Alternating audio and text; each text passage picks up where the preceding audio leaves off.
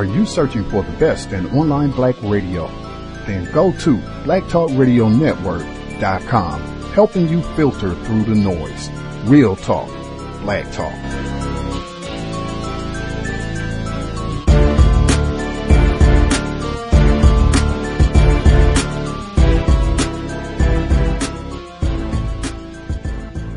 The internet is full of half-truths and all-out lies. We've all seen them, and many people on social media complaining about it. Here's your chance to show and prove. WorldAfropedia.com is a black-owned and operated encyclopedia. There are several thousand articles, but we need help. We can't uncover all the truth ourselves. So please, join us and become a writer, editor, or blogger for WorldAfropedia.com today. Every little bit counts. We owe it to the future generations to put the truth out there.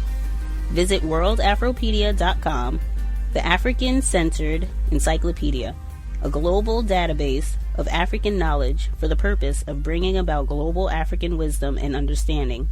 WorldAfropedia.com.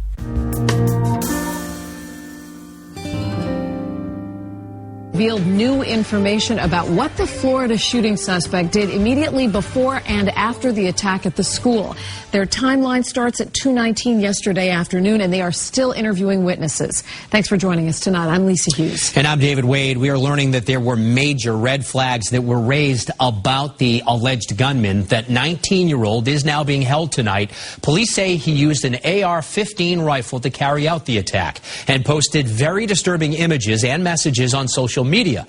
The FBI says that they were warned about a violent message online under the name Nicholas Cruz months ago, and people who knew him say he was unstable and violent. All 17 of the victims have been identified. Their families released photographs today, and tonight thousands of people are expected to gather for a vigil in their memory. Our team coverage begins tonight with WBZ's Cheryl Fiandaca live in studio with new information on the investigation. Cheryl? Well, Lisa, David, police say Nicholas Cruz made statements to investigators. The picture now becoming increasingly clear. A history of killing animals, a fascination with guns and knives, threats to the school, and mental health issues. But no one pieced it all together. Are you Nicholas Jacob Cruz? Yes, ma'am. Okay, sir. You are charged with 17 counts of premeditated murder. In handcuffs and shackles, wearing an orange jail jumpsuit, Nicholas Jacob Cruz faced a judge in a Florida courtroom. You're going to be held without bond. We are now learning more about the timeline of the shooting.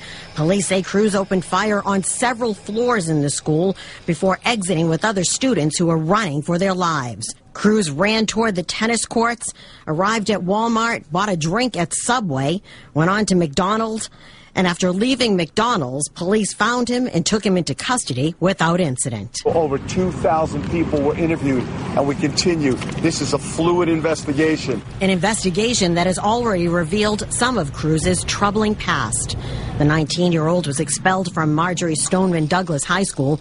Police say he took an Uber to his old school carrying a loaded AR-15. His attorney says Cruz has a history of mental illness. He's a broken human being. He's a broken child. And we've also learned he was a member of a white supremacy group and posted photos of guns, knives, and dead animals on social media. Today, the FBI admitted it got a tip last year that Cruz posted on YouTube, "I'm going to be a professional shooter." No other information was included with that comment, which would indicate a time, location, or the true identity of the person who made the comment.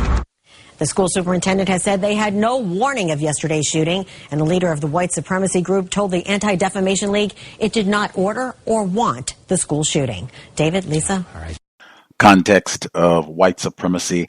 Gus T Renegade in for another broadcast, hopefully to share constructive information on the system of white supremacy. Today's date, Friday, February 16th, 2018. So I have been told after a 2-month hiatus, the book club returns. Unfortunately, and I mean, wow, unfortunately, my residence was flooded at the moment that we were reading a book that I have thoroughly enjoyed, Mr. Kevin Dutton, The Wisdom of Psychopaths, What Sadists, Spies and Serial Killers can teach us about success. Suspected racist Kevin Dutton. We got cut off. We had read about 2/3 of the book. I think we have a couple chapters left to go, and had the huge disconnect in reading. I'm sure listeners might have lost track or forgotten what we read and covered before. It is in the archives. You can kind of go back and refresh. If you have the book, it's super easy. You can just kind of go back and look over what you highlighted, and I'm sure it'll jog your memory quickly. But the wisdom of psychopaths, some of the main themes, just a quick refresher. Some of the main themes I've said. He has not really referenced Black people in this book. Pretty much all of the examples that have been used have been white people from different parts of the world. And in my opinion, the giddiness, the glee that Mr. Dutton shows in his writing in talking about all of these serial killers, murderers, violent individuals, violent whites, like Nicholas Cruz, because we started reading this book. Charles Manson had just died, and he gets mentioned in the book, and Jeffrey Dahmer. It just seems like glorifying white killers, Chris Kyle, American Sniper type thing all over again. But that's one of the major points that I've talked about. And again, the work of Dr. Bobby E. Wright, Psychopathic Racial Personality, and other essays. I think that's hugely important to keep in mind. I think this book reveals so much about what it means to be white, courtesy of Dr. Niyana Rasayon, who recommended this book in the first place. I think it is apropos that the week that we return with the book club and the wisdom of psychopaths, Nicholas Cruz, another fine illustration of white psychopathy, what it means to be white. And then you got the little added snippet in there, explicit, his ties, his connections to this, what they call white nationalist, white supremacist organization. Make it plain. We will go ahead and get started. We're on chapter 6. Chapter 6, Mr. Kevin Dutton's The Wisdom of Psychopaths, Context of White Supremacy. Chapter 6, The 7 Deadly Winds. Sentiment is a chemical aberration found on the losing side. Sherlock Holmes. Crossing the border. The joke is that it's harder to get into Broadmoor than out. But it isn't. A joke, that is. Got anything sharp? The woman at reception barks as I deposit the entire contents of my briefcase. Laptop, phone, pens, yes, my trusty Glock 17 pistol, into a plexiglass-fronted locker in the entrance hall. Only my wit, I reply, parodying Oscar Wilde's one-time comment to a U.S. Customs official. The receptionist isn't a fan, either of myself or, it appears, of Oscar. It's not that sharp, Sonny, she shoots back. Now place the index finger of your right hand here and look up at the camera. Once you pass through border control at Broadmoor, you're immediately ushered into a tiny security airlock, a temporary glass-walled holding cell between reception and the hospital building proper, while the person you're visiting gets buzzed by reception and makes their way over to meet you. It's an unnerving, claustrophobic wait. As I flick through the magazines, I remind myself why I'm here, an email I had received after launching the Great British Psychopath Survey. The survey is unique, the first of its kind, to assess the prevalence of psychopathic traits within an entire national workforce. Participants were directed onto my website, where they completed the Levinson Self-Report Psychopathy Scale and were then given their score. But that wasn't all. They also entered their employment details. What would turn out to be the UK's most psychopathic profession? I wanted to know. And, for that matter, its least. The results are certainly interesting, especially if you're partial to a sermon or two on a Sunday. More psychopathic. 1. CEO. 2. Lawyer. 3. Media, TV/radio. 4. Salesperson. 5. Surgeon. 6. Journalist. 7. Police officer. 8. Clergyperson. 9. Chef. 10. Civil servant. less psychopathic. 1. Care aide. 2. Nurse. 3. Therapist. 4. Craftsperson. 5. Beautician/stylist. 6. Charity worker. 7. Teacher. 8. Creative artist. 9. Doctor. 10. Accountant. Then, a couple of weeks later, the following appeared in my inbox from one of the survey's respondents. He's a barrister by trade, indeed one of the UK's finest, who'd posted a score that certainly got my attention. Yet to him, it's nothing unusual. No big deal whatsoever. I realized from quite early on in my childhood that I saw things differently from other people, he wrote. But more often than not, it's helped me in my life. Psychopathy, if that's what you want to call it, is like a medicine for modern times. If you take it in moderation, it can prove extremely beneficial. It can alleviate a lot of existential ailments that we would otherwise fall victim to because our fragile psychological immune systems just aren't up to the job of protecting us. But if you take too much of it, if you overdose on it, then there can, as is the case with all medicines, be some rather unpleasant side effects. The email had got me thinking. Might this eminent criminal defense lawyer have a point? Was psychopathy a medicine for modern times? Could taking it in moderation, twiddling those dials a little to the right on our respective psychopath mixing desks at certain times in certain specific contexts, actually be good for us? It was an interesting possibility, and moreover, it made a lot of intuitive sense. Let's take a look at those dials for a moment. Ruthlessness, charm, focus, mental toughness, fearlessness, mindfulness, living in the moment, and action. Who wouldn't, at certain points in their lives, benefit from kicking one or two of them up a notch? What was important was being able to turn them back down. I decided to put the theory to test. Not quite to destruction, but it was sure as hell going to be close. I had a visit to several hospitals coming up to interview some colleagues.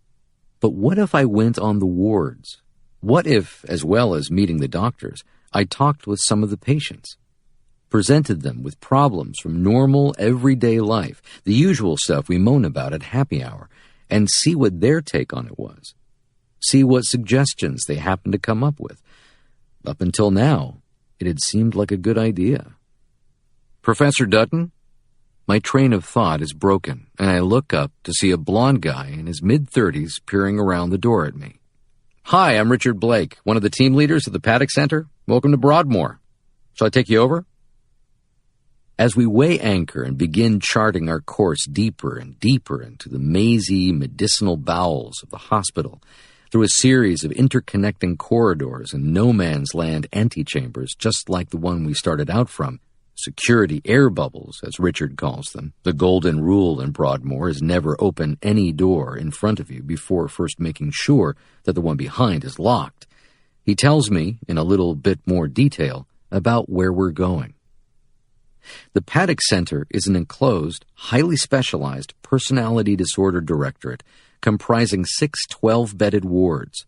Around 20% of the patients housed there at any one time are what you might call pure psychopaths, and these are confined to 2 dedicated wards specifically assigned to their treatment and continual assessment, the Dangerous and Severe Personality Disorder, DSPD, wards.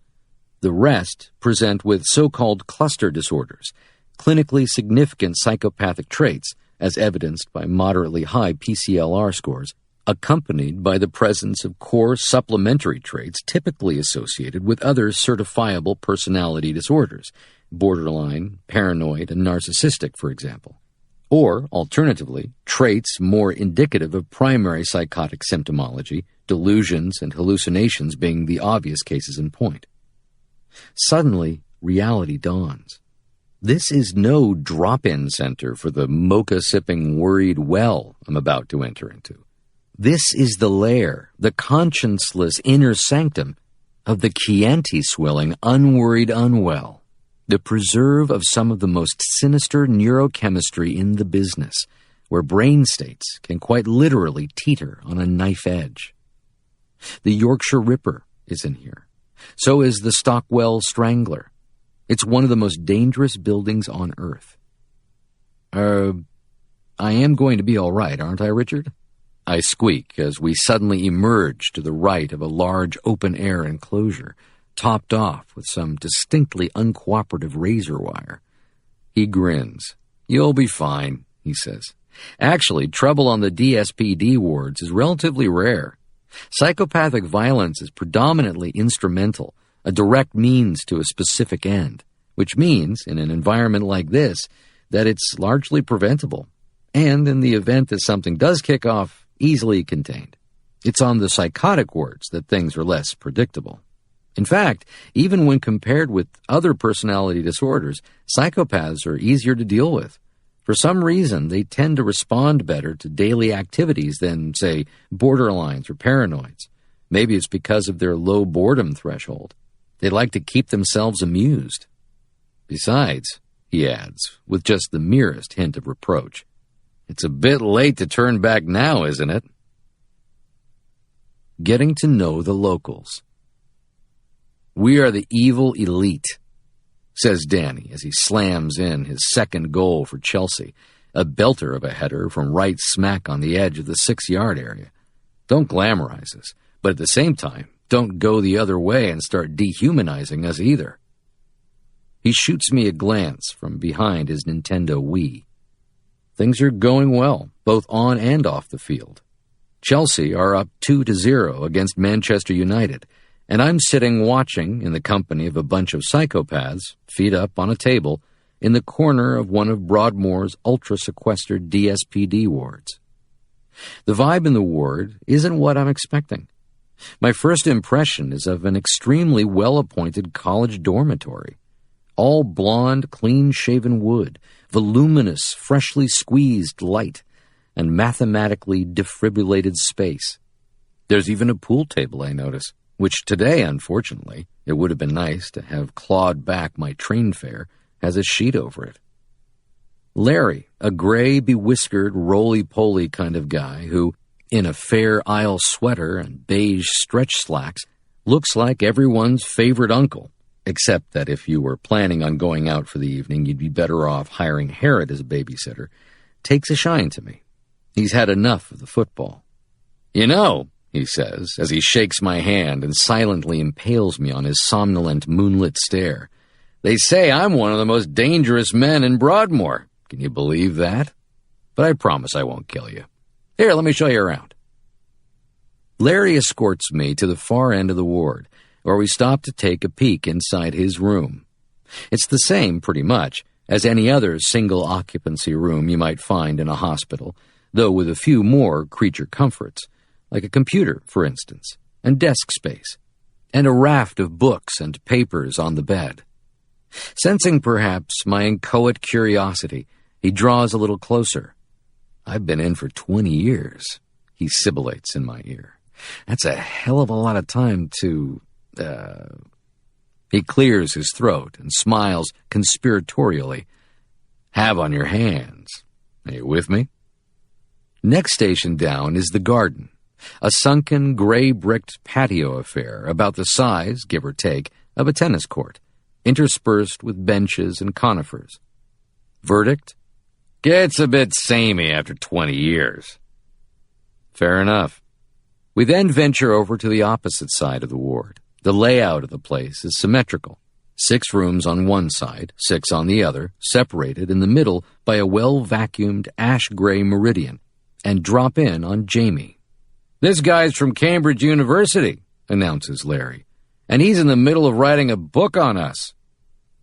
Jamie stands up and heads us off at the door.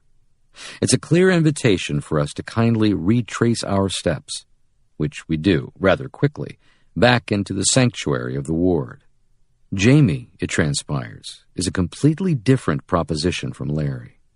A monster of a man at around 6'2", with brutal, char-grilled stubble and a piercing cobalt stare, he has the brooding, menacing, sub-satanic presence of the lone ultra-violent killer. The lumberjack shirt and shaven wrecking ball head don't exactly help matters. "So what's this book about, then?" he growls in a gangsterish Cockney whisper, wedged into the doorframe of his room, arms folded in front of him, left fist jammed like a ball hammer under his chin. "Same old bollocks, I suppose. Lock 'em up and throw away the key? You know, you've got no idea how vindictive that can sound at times. And, might I add, downright hurtful. Has he, Larry?" Larry guffaws theatrically and clasps his hands to his heart in a Shakespearean display of angst. Jamie, meanwhile, dabs at imaginary tears. This is great. Precisely what I came here for.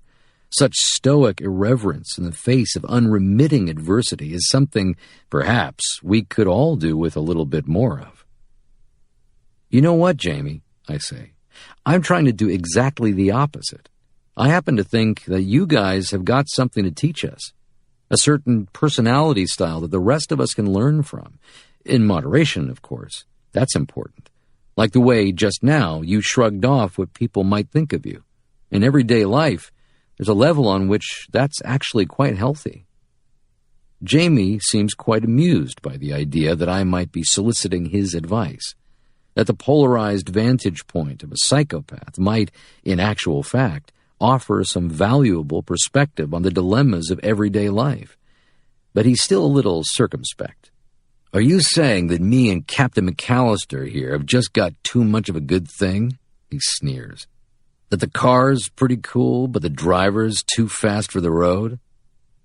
It's an interesting analogy. "Kind of," I say. "You interested in taking your foot off the gas and pulling over for a minute?" Jamie's eyes narrow. "I ain't pulling over for no one," he shoots back. "But if you fancy a ride, hop in." Back where we started, down at the other end of the ward, Chelsea are now 4 ahead of United, and Danny, who else, has just been named man of the match. "I see he hasn't killed you then," he says casually, throwing a quick glance in Captain McAllister's direction. "You going soft in your old age, Larry?" I laugh.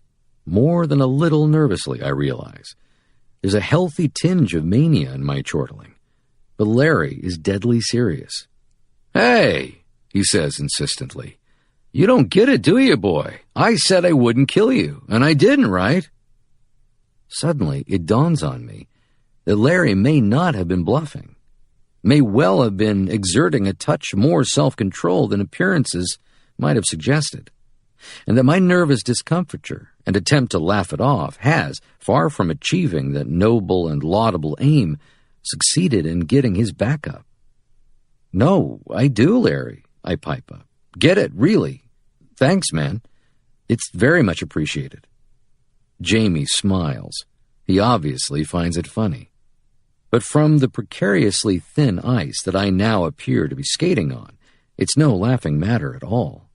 It's easy to forget that anything is possible with these guys, that there really are no limits, and that with no moral brake pads and a V12 amygdala, it doesn't take much for the car to spin off the road. The curtain comes down on the football, and Danny zaps it off. He leans back in his chair. "So a book, huh?" he says. "Yes," I say. "I'm interested in the way you guys solve problems." Danny eyes me quizzically. "What kind of problems?" he asks. "Everyday problems," I say. "You know, the kind most people have to deal with in their lives." I glance at Larry and Jamie.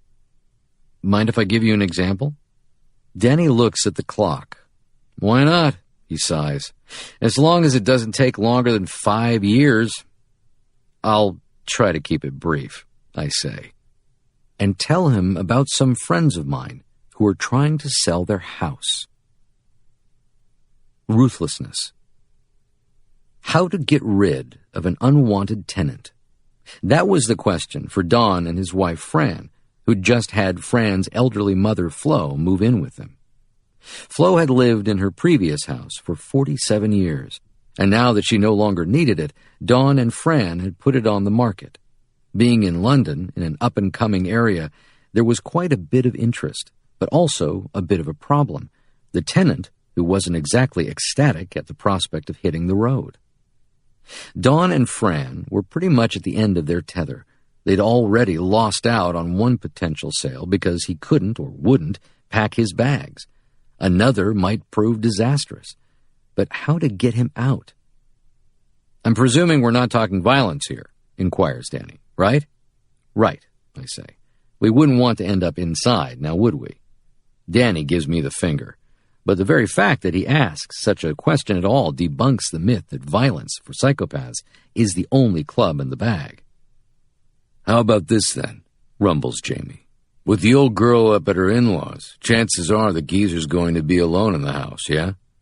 So he opposes some bloke from the council, turn up at the door and ask to speak to the owner. He answers and tells you the old dear ain't in. Okay, you say, not a problem. But have you got a forwarding contact number for her? Because you need to speak to her urgently." By this stage, he's getting kind of curious. "What's up?" he asks a bit wary-like. "Actually, you say, quite a lot. You've just been out front and taken a routine asbestos reading. And guess what? The level's so high it makes Chernobyl look like a health spa. The owner of the property needs to be contacted immediately. A structural survey has to be carried out, and anyone currently living at the address needs to vacate the premises until the council can give her the all-clear. That should do the trick. With a bit of luck, before you can say slow, torturous death from lung cancer, the wanker will be straight out the door. Of course, you could just change the locks when he nips out down to the local, I suppose. That'd be kind of funny. But the problem is, you've still got all his gear. Which I guess is okay if you're planning on having a garage sale. I mean, you could even make a few quid out of the jerk and cover the cost of the locks. Me, though, I go the health and safety route personally. Stealth and safety, more like. You'd get shot of the bastard completely that way, I reckon. Plus, of course, he'd think you were doing him a favor. Jamie's elegant, if rather unorthodox, solution to Dawn and Fran's stay-at-home tenant conundrum certainly had me beat. But there was, in my defense, a perfectly good reason for that, of course. I'm not a ruthless psychopath. The idea of getting the guy out so fast as to render him homeless and on the streets just simply hadn't occurred to me. It just hadn't been on my radar. Neither, for that matter, had selling all his possessions to pay for the pleasure of locking him out of the house. And yet, as Jamie quite rightly pointed out, there are times in life when it's a case of the least worst option. When sometimes, in order to achieve the desired or most favorable outcome, you've got to do what you've got to do. But there's more. Interestingly, he argues it's actually the right thing to do. From an objective point of view, the ethical course of action. Why not turf the bastard out? He asks. I mean, think about it. You talk about doing the right thing. But what's worse, from a moral perspective, beating someone up who deserves it, or beating yourself up who doesn't? If you're a boxer, you do everything in your power to put the other guy away as soon as possible, right? So why are people prepared to tolerate ruthlessness in sport, but not in everyday life? What's the difference? The problem with a lot of people is that what they think is a virtue is actually a vice in disguise. It's much easier to convince yourself that you're reasonable and civilized than soft and weak, isn't it? Men sleep peacefully in their beds at night, George Orwell once pointed out, because rough men stand ready to do violence on their behalf. But perhaps, if one of the world's most dangerous psychopaths is to be believed, we could all do with a bit of a wake-up call. Charm and focus. Jamie's solution to Dawn and Fran's tenant problem unquestionably carries undertones of ruthlessness. Yet, as Danny's initial qualification of the dilemma quite clearly demonstrates, I'm presuming we're not talking violence here, right? Such ruthlessness need not be conspicuous. The more ingenious its deployment, the more creative the ruthlessness narrative, the greater your chance of pulling it off with impunity. The dagger of hard-nosed self-interest may be concealed, rather deftly, under a benevolent cloak of opaque, obfuscatory charm. The psychopath's capacity for charm is, needless to say, well documented, as is their ability to focus and get the job done. It goes without saying that it's a powerful and smart combination, and one that all of us could benefit from using. Leslie has joined us and has a rather nice take on charm, the ability to roll out a red carpet for those you cannot stand in order to fast-track them as smoothly and efficiently as possible in the direction you want them to go. With his immaculately coiffured blonde locks and his impeccable cut-glass accent, he looks and sounds like an authority. People are as nice as you make them, he enunciates, which of course gives you a heck of a lot of power over them. He also has a good take on focus, especially when it comes to getting what you want. Leslie realized from a rather young age that what went on in his head obeyed a different set of operating principles compared with most, and he used that knowledge to his own inexorable advantage. When I was a kid at school, I tended to avoid fisticuffs, he tells me, same as I do as an adult. Rather like Jamie, I suppose. Jamie smiles, with more than a hint of wry self-approbation. You see, I figured out pretty early on that actually the reason why people don't get their own way is because they often don't know themselves where that way leads. They get too caught up in the heat of the moment and temporarily go off track. At that point, the dynamic changes. That's when things become not just about getting what you want, but about being seen to get what you want, about winning. Jamie was talking about boxing there a minute ago. Well, I once heard a great quote from one of the top trainers. He said that if you climb into the ring hell-bent on knocking the other chap into the middle of next week, chances are you're going to come unstuck. But if, on the other hand, you concentrate on winning the fight, simply focus on doing your job, well, you might just knock him into the middle of next week anyway. Leslie's words make perfect sense to me and remind me of an encounter that took place several years ago, one in which vengeance and violence might easily have come into the equation, but charm and focus won the day instead. At 6'5" and 250 pounds, Di Griffiths was built more along the lines of a Greek restaurant than a Greek god. With 23 years unbroken service in a certain British police force and a score on the PPI that probably placed him further along the psychopathic spectrum than most of the guys he arrested, he'd pretty much seen it all. 20% of the people who come through those doors, he told me, gesturing to the entrance of the detention area, take up 80% of our time. By which, of course, minus the fancy numerics, he meant that recidivists were a pain in the ass. Recidivists, for example, like Ian Cracknell. Cracknell was what you might call a career drunk. Regular as clockwork on a Friday or Saturday night, he'd be brought into the station with a golden future behind him. A bottle of Jack Daniels, usually, and God knows how many beers. What happened then was a routine so well choreographed, it made Swan Lake look like a hoedown. First, Cracknell started to act crazy. Next, a psychiatrist would be called in, as is required by law, to provide an assessment of his mental state. But by the time the shrink arrived, Cracknell, surprise, surprise, was back to normal. Drunk, for sure, but certainly not crazy. The psychiatrist would leave, mumbling something about police incompetence and uncivilized hours, and Cracknell, roaring with laughter, would be bundled into a cell to sleep it off. And then the same thing would happen the next time. The problem with Cracknell seemed irresolvable. How to put an end to his interminable mind games. The trouble, as is the case with most repeat offenders, was that he knew the system pretty much as well as anybody, and of course, how to play it, which meant you were left with a choice. You either didn't arrest him at all, or, if you did, you faced the consequences. Usually a blast from some seriously pissed-off psychiatrist. And that, it appeared, was that. Until one night, Griffiths has an idea. Having settled Cracknell into his customary weekend chambers and sent, as usual, for the duty psychiatrist, he makes his way along to the lost property locker. A short time later, shuffling down the corridor in full clown's regalia, hair, rouge, nose, bells. He drops in on Cracknell again. What, Griffiths inquires, would he like for his breakfast in the morning? Cracknell, to say the least, is incredulous. Sometimes, if he's lucky, he gets a glass of water. Not even a glass, a polystyrene cup. Now, here he is getting the red carpet treatment. He can't believe his luck. And how would you like your eggs?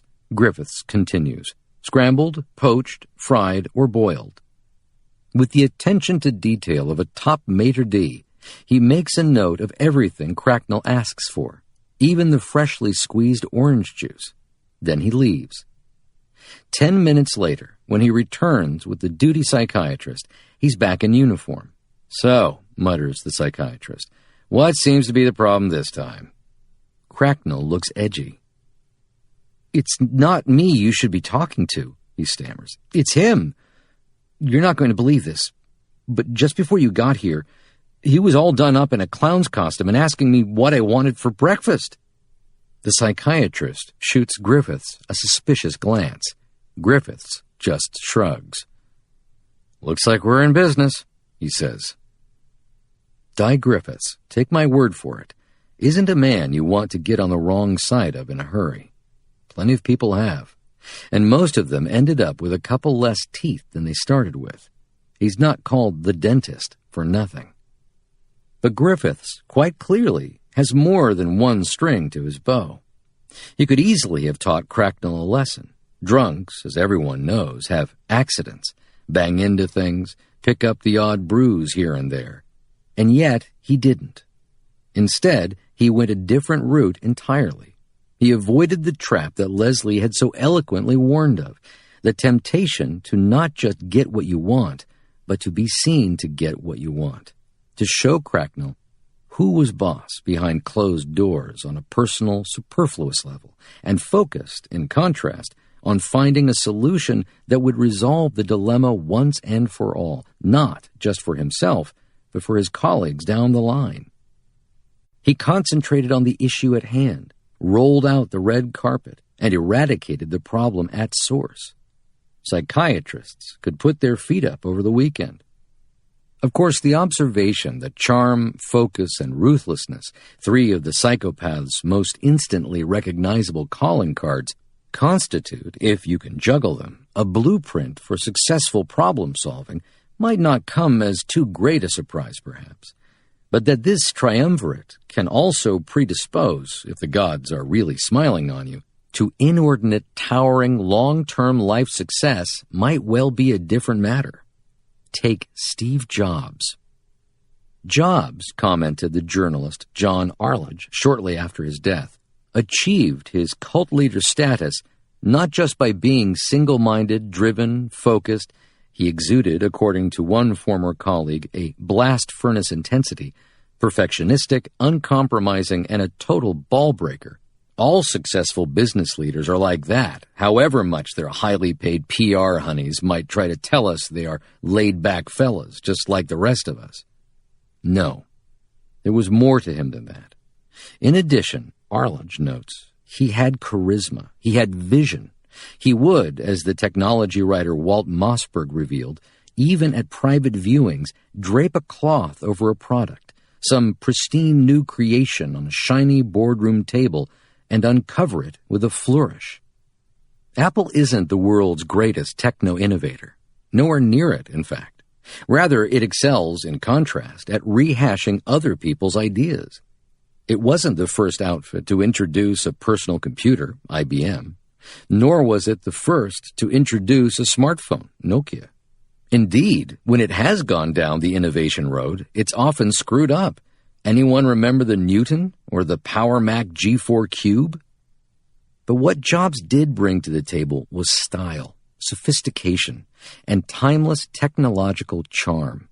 He rolled out the red carpet for consumers, from living rooms, offices, design studios, film sets, you name it, right to the doors of Apple stores the world over. Mental toughness. Apple's setbacks along the road to world domination, indeed, they were on the verge of going down the drain in the early days, serve as a cogent reminder of the pitfalls and stumbling blocks that await all of us in life. No one has it all their own way. Everyone, at some point or other, leaves someone on the ground, as the Leonard Cohen song goes. And there's a pretty good chance that someone today, tomorrow, or at some other auspicious juncture down the line is going to turn out to be you. Psychopaths, lest Jamie and the boys have yet to disabuse you, have no problem whatsoever facilitating others' relationships with the floor. But they're also pretty handy when they find themselves on the receiving end, when fate takes a swing and they're the ones in the firing line. And such inner neural steel, such inestimable indifference in the face of life's misfortunes is something that we could all, in one way or another, do with a little bit more of.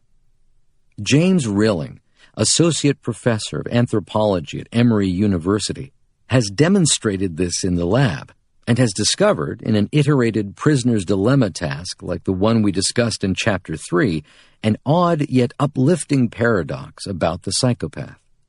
Perhaps not surprisingly, psychopaths exhibit an enhanced propensity for defection under such conditions, which in turn precipitates elevated levels of belligerence, of opportunistic interpersonal aggression, encapsulated in the cooperate-defect dynamic on the part of their opposite numbers. Yet here's the deal. When the shoe's on the other foot, they simply aren't as bothered by such setbacks.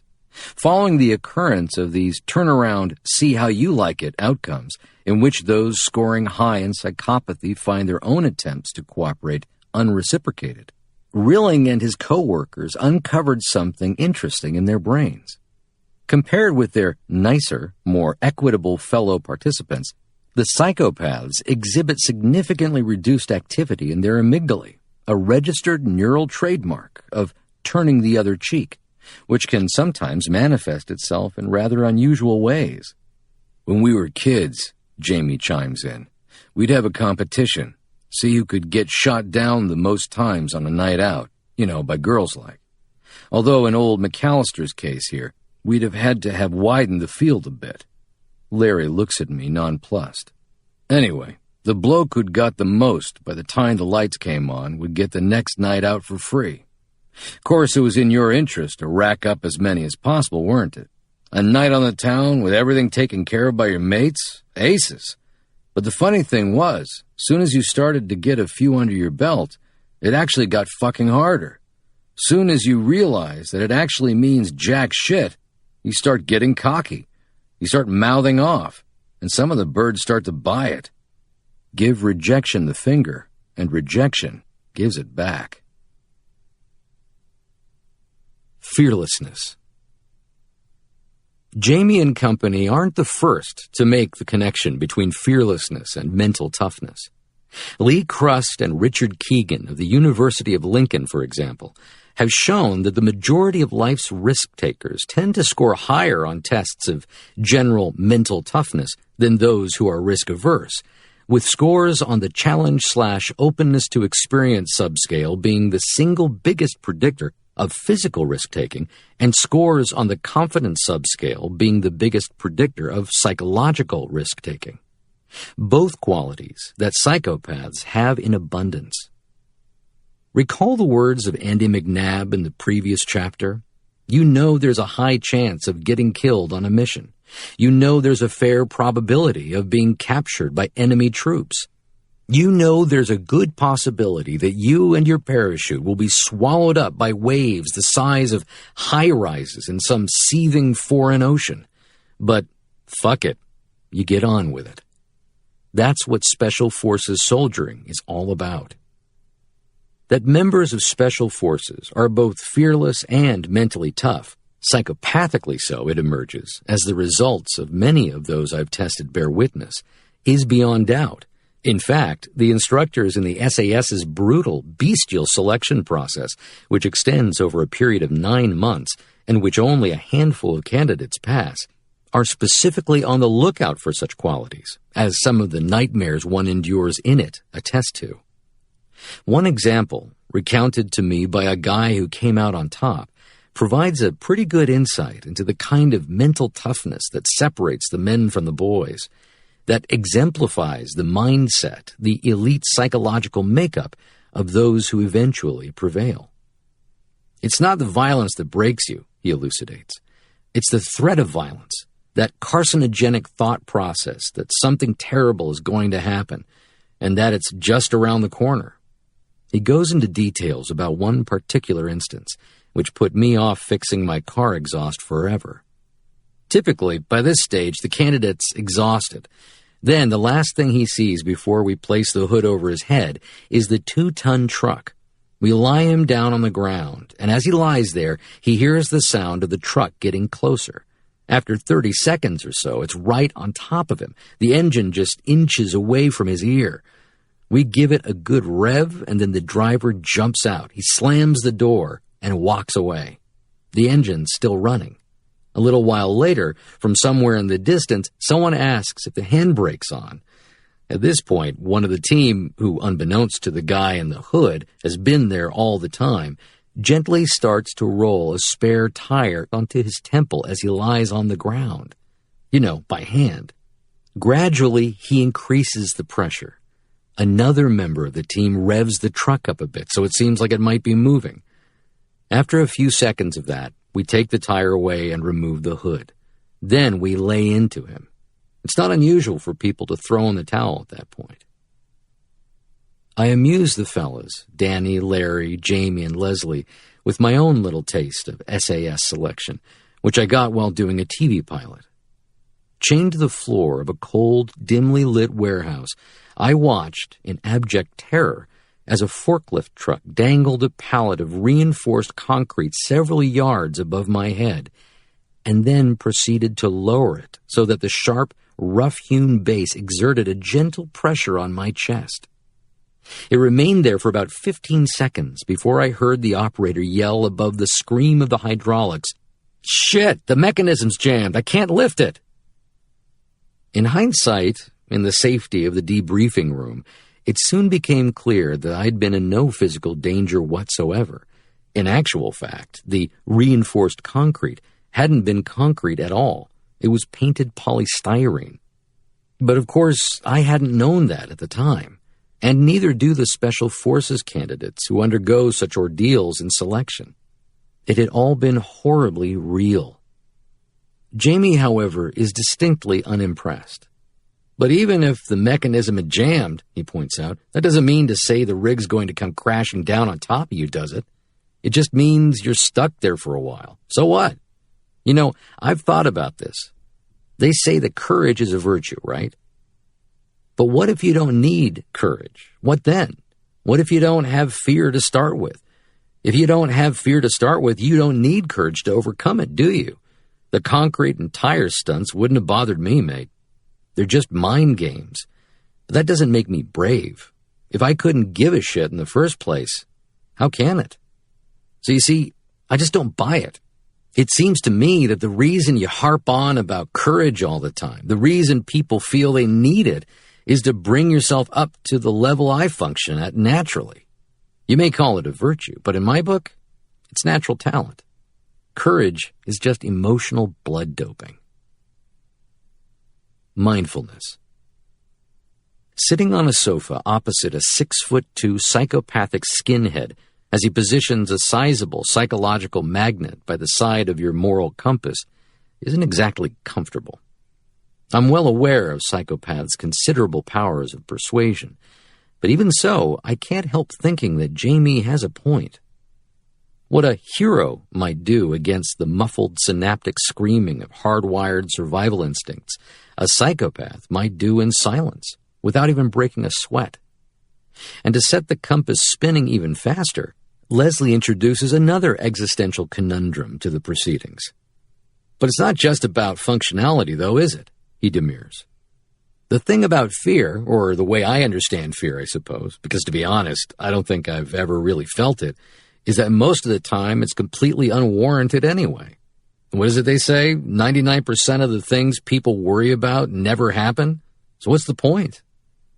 I think the problem is that people spend too much time worrying about what might happen, what might go wrong, that they completely lose sight of the present. They completely overlook the fact that actually, right now, everything's perfectly fine. You can see that quite clearly in your interrogation exercise. What was it that chap told you? It's not the violence that breaks you, it's the threat of it. So why not just stay in the moment? I mean, think about it. Like Jamie says, while you were lying under the lump of concrete, or rather what you thought was concrete, nothing bad was really happening to you, was it? Okay, a four-poster might have been more relaxing, but actually, if you'd been asleep, you'd really have been none the wiser, would you? Instead, what freaked you out was your imagination. Your brain was on fast-forward mode, whizzing and whirring through all the possible disasters that might unfold, but didn't. So the trick, whenever possible, I propose, is to stop your brain from running on ahead of you. Keep doing that, and sooner or later, you'll kick the courage habit too. Or you can always use your imagination to your advantage, interjects Danny. Next time you're in a situation where you're scared, just think, imagine I didn't feel this way. What would I do then? And then just do it anyway. Good advice, if you've got the balls to take it. Listening to Jamie, Leslie, and Danny, you might well be forgiven for thinking you were in the presence of greatness, of three old Buddhists well on their way down the Eightfold Path to Nirvana. Of course, they're anything but, yet anchoring your thoughts unswervingly in the present, focusing exclusively, immediately on the here and now, is a cognitive discipline that psychopathy and spiritual enlightenment have in common. Mark Williams, professor of clinical psychology in the Department of Psychiatry at the University of Oxford, incorporates this principle of centering in his mindfulness-based cognitive behavioral therapy, CBT, program for sufferers of anxiety and depression.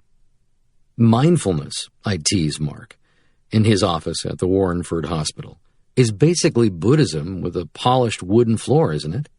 He offers me a sweet roll. You forget the spotlights in the plasma TV, he counters. But yes, there is a certain whiff of the East in a lot of the theory and practice. Mark gives me an example of how mindfulness-based CBT might help someone overcome a phobia, like a fear of flying, for instance. Jamie, Leslie, and Danny couldn't have put it better. One approach, Mark explains, might be to take the person on a plane and seat them next to a flying buff. You know, someone who absolutely loves being up in the air. Then, mid-flight, you hand them a pair of brain scans. One of them depicts a happy brain. The other one depicts an anxious brain, a brain in a state of terror. This pair of pictures, you tell them, represents exactly what's going on in each of your heads right now, at this precise moment in time. So obviously, because they're so different, neither of them really means anything, do they? Neither of them predicts the physical state of the plane. That truth is in the engines. So what do they signify, you ask them? Well, you explain, what in fact they do represent is precisely what you're holding in your hands, a brain state, nothing more, nothing less. What you're feeling is simply just that, a feeling, a neural network, an electrical ensemble, a chemical configuration caused by thoughts in your head that drift in and out, that come and go, like clouds. Now, if you can bring yourself round to somehow accepting that fact, to dispassionately observe your inner virtual reality, to let the clouds float by, to let their shadows fall and linger where they please, and focus instead on what's going on around you, each pixelated second of each ambient sound and sensation, then eventually, over time, your condition should begin to improve. Action. Jamie and the boys' pragmatic endorsement of the principles and practices of mindfulness, though not necessarily of the precise existential variety that a distinguished Oxford professor might extol, is typical of the psychopath. Their rapacious proclivity to live in the moment, to give tomorrow the slip and take today on a joyride, as Larry rather whimsically puts it, is well documented, and at times, therapeutic implications aside, can be stupendously beneficial. Take the financial world, for instance. Don Novick was a trader for 16 years and didn't lose a penny in any of them. He is also, as it happens, a psychopath. These days, retired, though still only 46, he lives quietly in the Scottish Highlands, adding to his wine cellar and collecting vintage watches. I call Don a psychopath because that's what he calls himself. At least he did the first time I met him. So to be on the safe side, I decided to run a few tests. The results turned out to be positive. Sitting in one of the drawing rooms of his secluded Jacobean castle, the driveway so long it could do with a couple of service stations, I asked Don, quite literally, the million-dollar question. What precisely is it that makes a successful trader? I'm not too interested in the difference between good and bad, I point out. More in the difference between good and really good. Though he doesn't name names, he has no hesitation in answering the question objectively from a qualitative, analytical standpoint. I would say that one of the biggest differences when it comes to separating out the really good traders is how they seem at close of day, when trading is finished and they're turning it in for the day, he tells me. You know, trading is a profession that, if you're the least bit vulnerable mentally, can completely undo you. I've seen traders crying and being physically sick at the end of a hard session. The pressure, the environment, the people, it's all pretty brutal. But what you find with the guys at the very top is that at the end of the day, when they're heading out the door, you just don't know. You can't tell by looking at them whether they've raked in a couple of billion or whether their entire portfolio has just gone down the tubes. And there it is in a nutshell. Therein lies the fundamental principle of being a good trader. When you're trading, you cannot allow any members of your brain's emotional executive committee to knock on the door of the decision-making boardroom, let alone take a seat at the table. Ruthlessly, remorselessly, relentlessly, you have to stay in the present. You can't let what happened yesterday affect what happens today. If you do, you'll go under in no time. If you're prone to emotional hangovers, you're not going to last 2 seconds on the trading floor. Don's observations, coming as they do from 16 years of trading on the fiscal razor's edge, are strongly reminiscent of the lab-based results from Baba Shiv, Antoine Bechara, and George Lowenstein's gambling game study. Logically, of course, the right thing to do was to invest in every round. But as the game panned out, some of the participants began declining the opportunity to gamble, preferring instead to conserve their winnings. They began, in other words, to live in the past, allowing, in Don's words, members of their brain's emotional executive committee to knock on the door of the decision-making boardroom. Bad move. But other participants continued to live in the present, and at the conclusion of the study, they boasted a pretty healthy profit margin. These functional psychopaths, as Antoine Bechara referred to them, individuals who are either better at regulating their emotions than others or, alternatively, don't experience them to the same degree of intensity, continued to invest and treated each new round as if it were the first. Oddly enough, they went from strength to strength, and exactly as Don would have predicted, indeed did predict when I told him about the experiment, wiped the floor with their cagier, more risk-averse rivals. But the story doesn't end there. Several years ago, when news of this study first hit the popular press, it carried a headline that grabbed a few headlines itself. Wanted, psychopaths to make a killing in the market. According to Don, the caption has hidden depths. A professional killer, like an executioner, for instance, probably has no feeling at all after taking someone's life, he explains. Plausibly, remorse or regret just don't come into the equation. It's a similar story with traders. When a trader completes a trade, he'll call it an execution. That's common trading parlance. And once a trade has been executed, the really good traders, the kind of guys that you're interested in, will have no compunction at all about getting out, about the whys and wherefores, the pros and cons, about whether it's right or wrong. And that's completely irrespective, going back to what I was saying earlier, of how that trade has gone, whether they've made a couple of billion or whether they've thrown it down the toilet. Exiting a trade will be a cool and clinical decision that has no subsequent emotion, no lingering psychological after effects attached to it whatsoever. I think the idea of killing professionally, be it in the market or elsewhere, demands a certain ability to compartmentalize, to focus on the job at hand, and, when that job is finished, to just walk away and forget it ever happened. Of course, living in the past is just one side of the equation.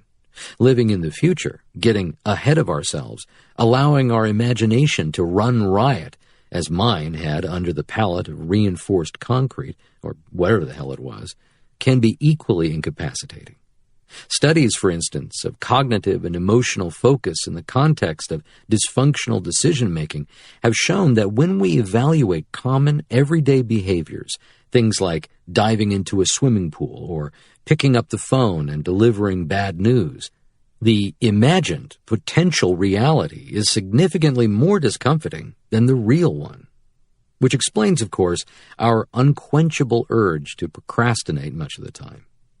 But psychopaths never procrastinate. Just one of the reasons why, if you recall the words of Richard Blake from earlier, my host at Broadmoor and one of the clinical team in the Paddock Center, they tend to excel at activities on the ward. Psychopaths need to do something. Nothing just isn't an option. Feeling good is an emergency for me, Danny had commented, as he'd slammed in his fourth goal for Chelsea. I like to ride the roller coaster of life, spin the roulette wheel of fortune to terminal possibility. He frowned and adjusted his baseball cap. Or at least I did, he shrugged, till I got in here. Coming from a psychopath, it's not an untypical statement, one we could all perhaps do with taking on board just that little bit more in our lives. When I was a kid, Larry tells me, we used to go on holiday every year to Hastings. One day, I'll never forget it, I watched my sister playing in the sea, and this big wave came in and hit her. She ran out crying, and that was that. She never went in again. When I saw what had happened, and I couldn't have been more than 7 or 8 at the time, I remember thinking to myself, if you stand where the waves break, you're going to get hurt. So you've got two choices. You can either stay on the shore and not go in at all, or you can go out further so the waves lift you up and then crash and break behind you. Jamie gets to his feet. The secret, of course, is not to go out too far, he grunts. Otherwise, you wash up in this place. S.O.S. mentality. Well, you know where I am. I ain't going nowhere. Jamie and I are shaking hands. I've just told him I'll definitely look him up next time I'm passing, and he's filled me in on his movements. Larry and Leslie have already bowed out, Leslie quite literally, with a sweeping genuflection, Larry with a sturdy salute. Maybe the old boy was a former sea captain after all. Danny's returned to the football. Back in the corridors and security-infested wormholes that connect the DSPD unit with the outside world, I feel a bit like a spaceman on re-entry. Settle in okay? Richard inquires as we jangle our way back to clinical psychology suburbia. I smile. Started to feel quite at home. As the train picks up speed for London, I study the expressions of those sitting around me, commuters mostly, on their way home from work. Some are tense and anxious, others are tired and drawn. You don't see many of those kinds of faces at psychopath school. I fire up the laptop and punch in some thoughts. An hour or so later, as we pull into the station, I had the template for what I term an SOS mentality, the psychological skill set to strive, overcome, and succeed. I call this skill set the 7 deadly wins, 7 core principles of psychopathy that, apportioned judiciously and applied with due care and attention, can help us get exactly what we want, can help us respond rather than react to the challenges of modern-day living, can transform our outlook from victim to victor, but without turning us into a villain. 1. Ruthlessness. 2. Charm. 3. Focus. 4. Mental toughness. 5. Fearlessness. 6. Mindfulness. 7. Action. Without a shadow of a doubt, the power of the skill set lay squarely in its application. Certain situations would inevitably call for more of some traits than others, while within those, some sub-situations, going back to the mixing desk analogy, would plausibly demand higher or lower output levels of whichever traits were selected. Cranking up the ruthlessness, mental toughness, and action dials, for instance, might make you more assertive, might earn you more respect among your work colleagues. But ratchet them up too high, and you risk morphing into a tyrant. Then, of course, there was the opposite consideration of being able to turn them back down, of fading in and out and appropriately contouring the soundtrack. If the lawyer, for example, who we met in Chapter 4, was as ruthless and fearless in everyday life as he evidently was in the courtroom, he would have soon ended up needing a lawyer of his own. The secret, unquestionably, was context. It wasn't about being a psychopath. It was rather about being a method psychopath, about being able to step into character when the situation demanded it, but then, when the exigency had passed, to revert to one's normal persona. That, of course, was where Jamie and the boys had gone wrong. Rather than having trouble twiddling the faders up higher, theirs, in contrast, were permanently stuck on max. A manufacturing error with decidedly unfortunate consequences. As Jamie articulated when I'd first arrived in Broadmoor, the problem with psychopaths isn't that they're chock full of evil. Ironically, it's precisely the opposite. They have too much of a good thing. The car is to die for. It's just too fast for the road. Context of White Supremacy. The secret, unquestionably, was context. Pops up all the time. So that is the end of Chapter 6. When we pick back up, we'll be on Chapter 7. Chapter 7, we pick back up for the next audio segment. If you have commentary you would like to share, the number to dial, 641-715-3640. The code 564-943 #. Press *61 if you would like to participate. Number again, 641-715-3640. The code 564-943 #. Press *61 if you would like to participate. If you want to join in, but you're not able to use your phone or don't want to, you can use the free VOP line.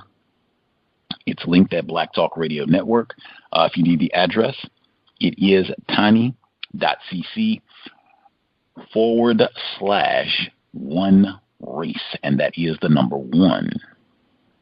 Address again, tiny, TINY.cc/1 race, and that is the number 1. When you enter that address, click the link on the left of the page. It'll say free VOP line.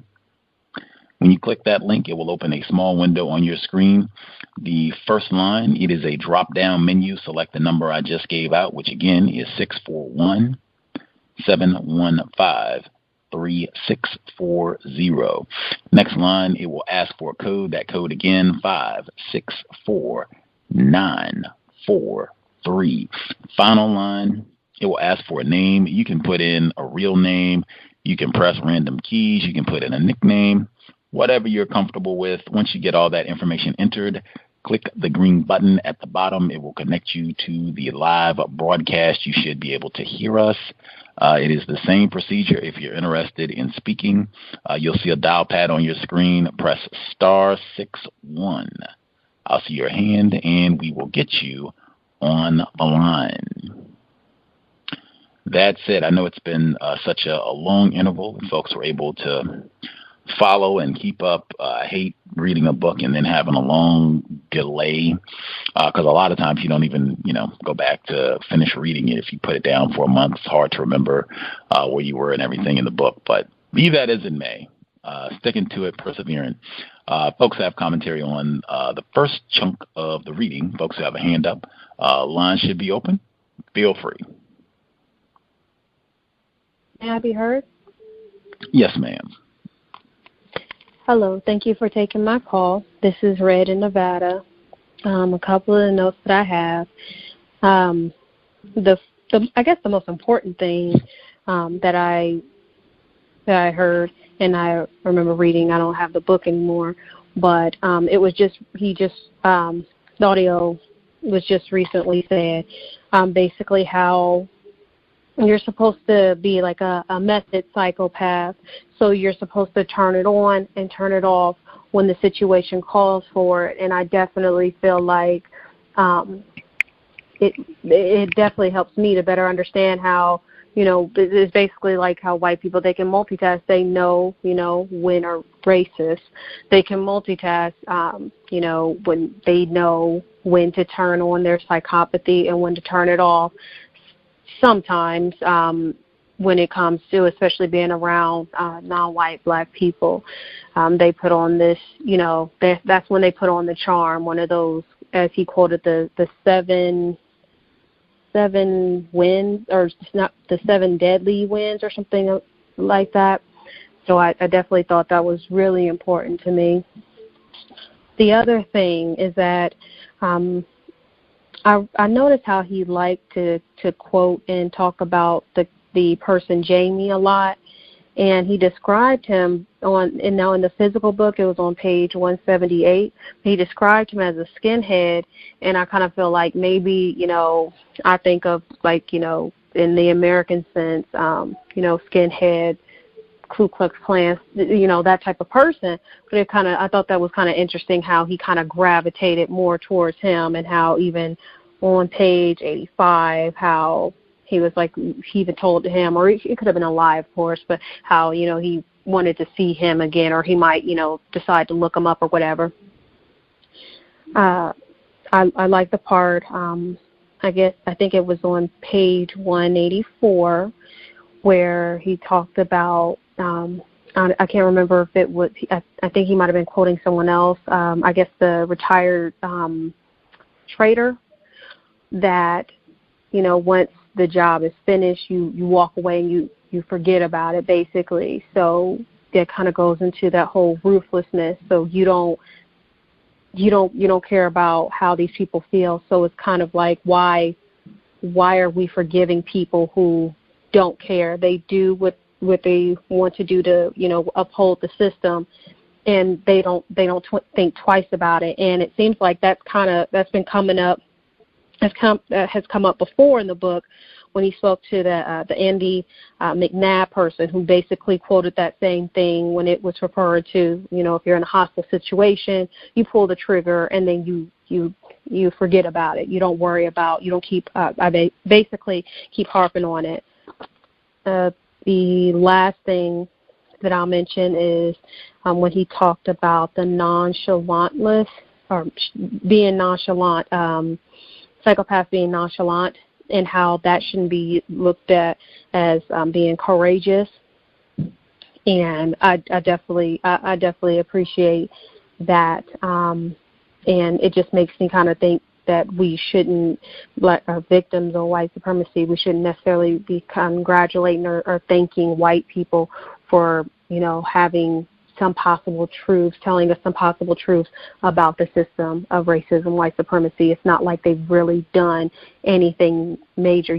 There's no reason to be so grateful for that. And I'll mute my line at that. Thank you.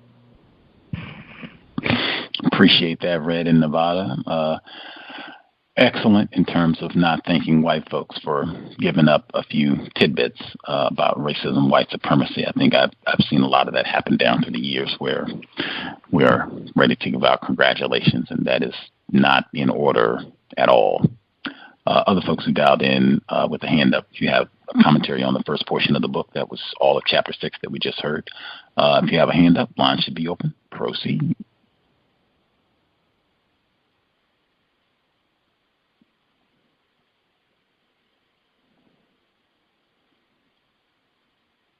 Assume some of the folks who have a hand up, they might be in a noisy area or taking a bit of their own time. I will look back and share some of my own notes to give folks a bit of time to get themselves together.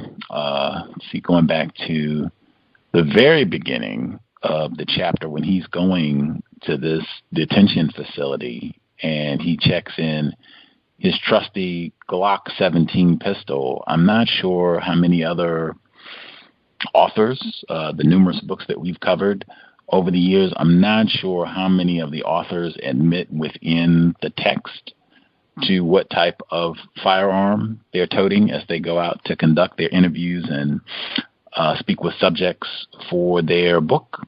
That stood out for me, gun-toting whites. I think I put that in the description for the compensatory call-in, gun-toting whites, from Dylan Roof all the way across the pond to Kevin Dutton. The next one, when he gives the inventory for the careers. Now, this is just for Britain, where they're going to do this assessment of different professions, where they got folks to take the Great British Psychopath survey. And so then they give the 10 professions that have the highest levels of psychopathy, and then they give, then they give the 10 professions with the lowest levels of psychopathy. And of the 10 professions with the lowest levels, number 7 was teacher, number 9 was doctor, and I highlighted both of those.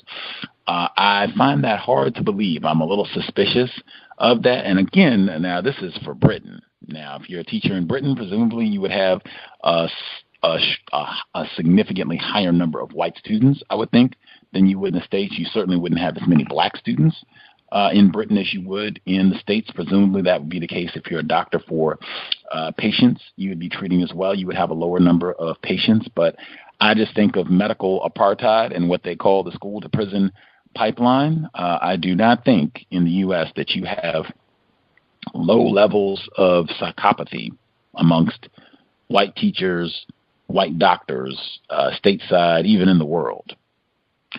Moving forward, let's see, when they start talking about this facility and where they're making distinctions and saying that, you know, about 20% of the patients housed here are pure, in quotes, psychopaths, and they have them, you know, confined to this certain area.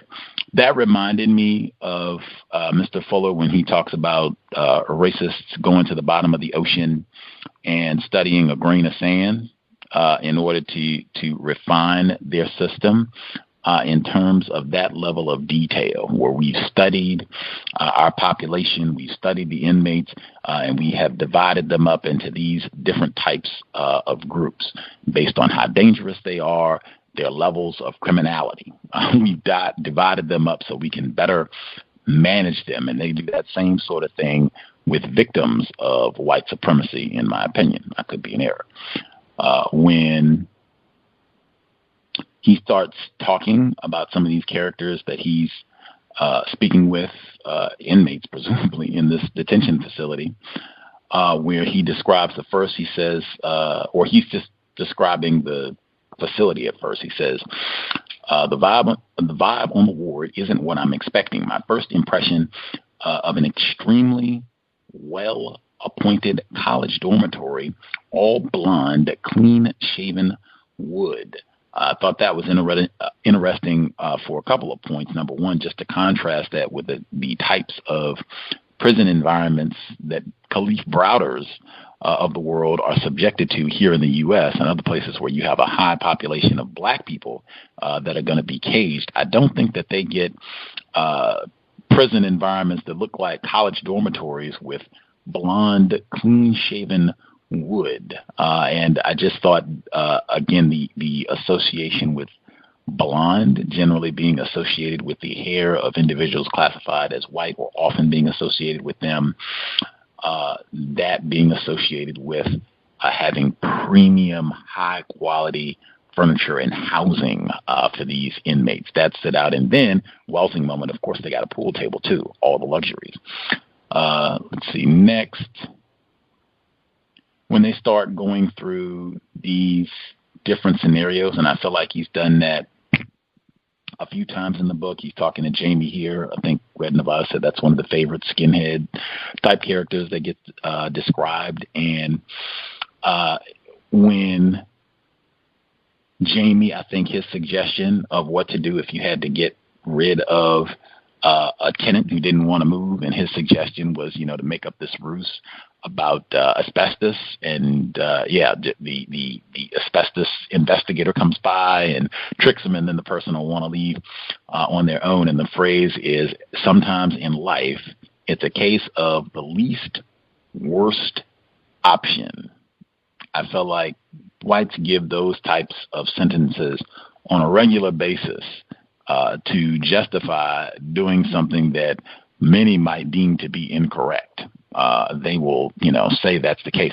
I would say that because in this situation, what he's proposing is lying. Anytime that you're lying to harm someone that's going to be to their detriment, that is mistreatment. I'm sure they have other options to deal with a situation like that, as opposed to lying to someone where it's going to be to their detriment. And he's not even just talking about lying. I think one of the other things that Jamie proposed, was to just change the locks on them and then to sell off their stuff. And I feel like the mistreatment aspect, when he's talking about the wisdom of psychopaths, and we could learn a lot from them and the way that they go about making decisions and just being very utilitarian about things, getting things done and being fearless, being courageous. I feel like the mistreatment aspect of how they operate, I feel like that gets minimized frequently in the text. I feel like I've said that for a long time. We've been on this book so long with a delay, but I feel like I was saying that a lot, reading that a lot in the first portion before the delay, and that continues, minimizing the mistreatment aspect of what's happening with these psychopaths, that a key aspect of how they function and how they are so successful, put that in quotes, is a willingness to mistreat other people. And that is the system of racism, white supremacy, constant, eternal willingness to mistreat particularly black people, non-white people. Next up, speaking of blind, when they start talking about charm, which again, in all of this charm that they're talking about with psychopaths is charm for mistreatment. Jeffrey Dahmer, charming for mistreatment. When they bring that up in this chapter here, where he's describing Leslie, another one of the inmates, he says, with his immaculately coiffured blonde locks, again, all the esteem, prestige, and accolades to blondness, whether it's describing the blonde wood or blonde hair of the inmates, psychopaths, and his impeccable cut glass accent, he looks and sounds like an authority. And even in my opinion, blondness, whiteness being associated with authority, even an inmate. People are as nice as you make them, he enunciates, which of course gives you a heck of a lot of power over them. I think Red talked about this. I think racists are extraordinary at this. I think we talked about this on the program before. Racists have the ability to be nice to black people, and that confuses a lot of us, where this person is still racist. They have just paused from calling you a nigger for maybe 5 minutes or 30 minutes, maybe a day or so, long enough for them to carry out whatever their objective is while they're being nice to you. And I mean, sometimes it could be, hey, they could be nice to you for a year. They could be nice to you for 2 years, whatever their objective is and what they're trying to get done. They are great with this. And again, this is about mistreatment. In my view, I think this gets presented as, hey, this is something great that we could pick up on, and they're so charming and they're so nice, and look at Steve Jobs and doing this. All of this at the end of the day is about mistreatment. How can I coerce you? How can I control you? How can I manipulate you? And if I can be nice to you, then I can manipulate you to my ends. I think that gets greatly minimized in the way that this is presented in the text. I will pause there. Other folks who dialed in, if you have commentary, again, number 641-715-3640, code 564-943 #. Press star 6-1 if you have commentary. Retired firefighter, did you have commentary you wanted to share? Or are you just listening, sir?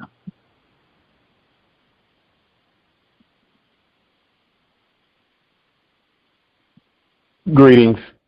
I was kind of listening to try to, gather my thoughts. Maybe you or anybody can help me out with this. This book primarily is based on the writer giving his observations about white people who are quote unquote psychopaths, or just white people in general and their mental issues. That's pretty close, yeah. Like an assessment, I guess, of what his view of what psychopathy is, and how studying psychopaths, and pretty much everyone he's listed in the book, Psychopath or No, has been white, I think, unless I've been in error, and how studying them and some of the attributes that make them unique, how some of those attributes can be used for quote-unquote success for everyone, the rest of us who are not psychopaths, presumably. Oh, so perhaps if he is kind of like encouraging people to develop some psychopathic abilities? That is certainly one way you could articulate it. I think he would say that's not quite it. I think he would probably say, and I think he's maybe said in the book in interviews, that it's more of looking at some of the characteristics of psychopaths that could be applied in moderation. I think that was a big metaphor analogy. He was talking about the mixing dial and maybe not having it turned up too much in terms of the attributes that he lists: ruthlessness, charm, focus, mental toughness, fearlessness, mindfulness, being courageous, taking some of these attributes and using them, just not all the time or not too much. I think he emphasized that a few times in the chapter. Okay, last but not least, through my studies, white people are experts at a lot of things. Is this white person, does he have some sort of expertise on the subject? This is listed on his faculty page. He's a professor at the University of Oxford. They're one of the most prestigious universities, according to many whites on the planet. He's a professor there, and this is one of his areas of study, psychology and psychopathy specifically. I think he's looked at as being an expert in that field, the study of psychopathy. Good. Okay. Well, the ignorant retired firefighter is going to pay attention. All right. Thank you. Yes, sir, for sure. Other folks have commentary, feel free. We only have one chapter left. Now, the 7th chapter is a little longer, so I don't think we'll finish the entire 7th chapter today. I think that'll all be next week. We should have one more session to wrap up the rest of the book. I'm checking the page number really quick just to make sure. Yeah, I think we should have one more session, and then we should be done next week, moving on to another book. I can get that in really quick. If folks have suggestions, thoughts for the next book, you can drop an email or message or what have you, and let me know if you have thoughts for the next book. We would not be starting it next week. It would be down the road a little bit. But I did have some thoughts, ideas. I was even thinking LaRon Bennett Jr., Forced into Glory, but that's a longer book. And a history, I don't know how excited people would be about reading a history book, but that LaRon Bennett Jr. has written many outstanding texts. He did pass away this week, including Before the Mayflower. Definitely should be an author that you have in your personal library. Also wanted to make sure that I got in my view, I do think some of these attributes can be applied. Some of this to me is just following logic. Like when he talks about making decisions, and particularly the portion where he talks about mindfulness, when you're in a stressful situation and you've got to make a decision, you've got, whatever is happening, it could be on the job or whatever the situation happens to be, being mindful and being alert to the fact that, yes, this is stressful. This is difficult, but I'm going to try and quiet my mind as much as I can so that I can make the best logical decision that will have the best outcome for me. I do see a lot of value in that, as well as some of the other things that he talks about in terms of being charming and finding other ways of solving problems where it's just not going to be direct brute force, that sort of thing. It's just my emphasis on they really minimize the mistreatment aspect of this. That is key. With most of what we had heard, it involves direct mistreatment of someone else, whether it's direct violence or them being fooled, manipulated somehow where it is not to their benefit. That notwithstanding, a lot of these techniques, I think, can be applied from a counter-racist perspective, where victims of racism, we can use some of these attributes to help neutralize, eradicate racism, white supremacy. Give another second or so, see if any caller at 4757.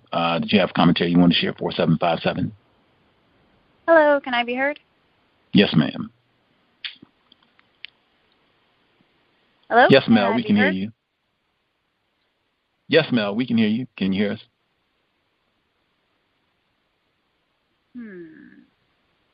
We can hear you, Mel. We can hear you.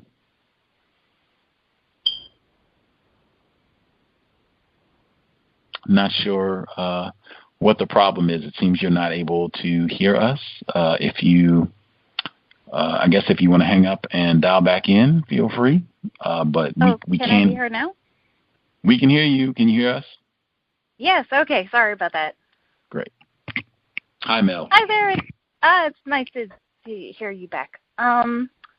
So for this session of the reading, the section called Mindfulness, there's a section of the text where a day trader, I believe on the stock market, is compared to an executioner.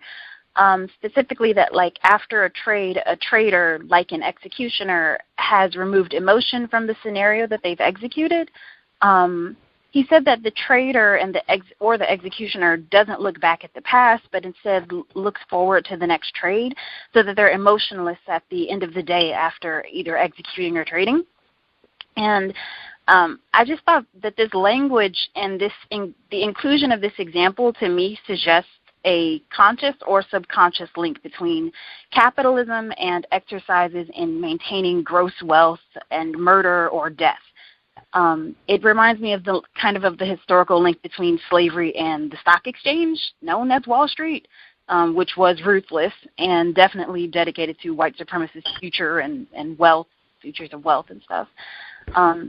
Actually, the idea of him talking about an executioner repeatedly in that section, it just makes me think of like the death facilitator type person, I guess, who they pull that giant switch in the movie for the electric chair.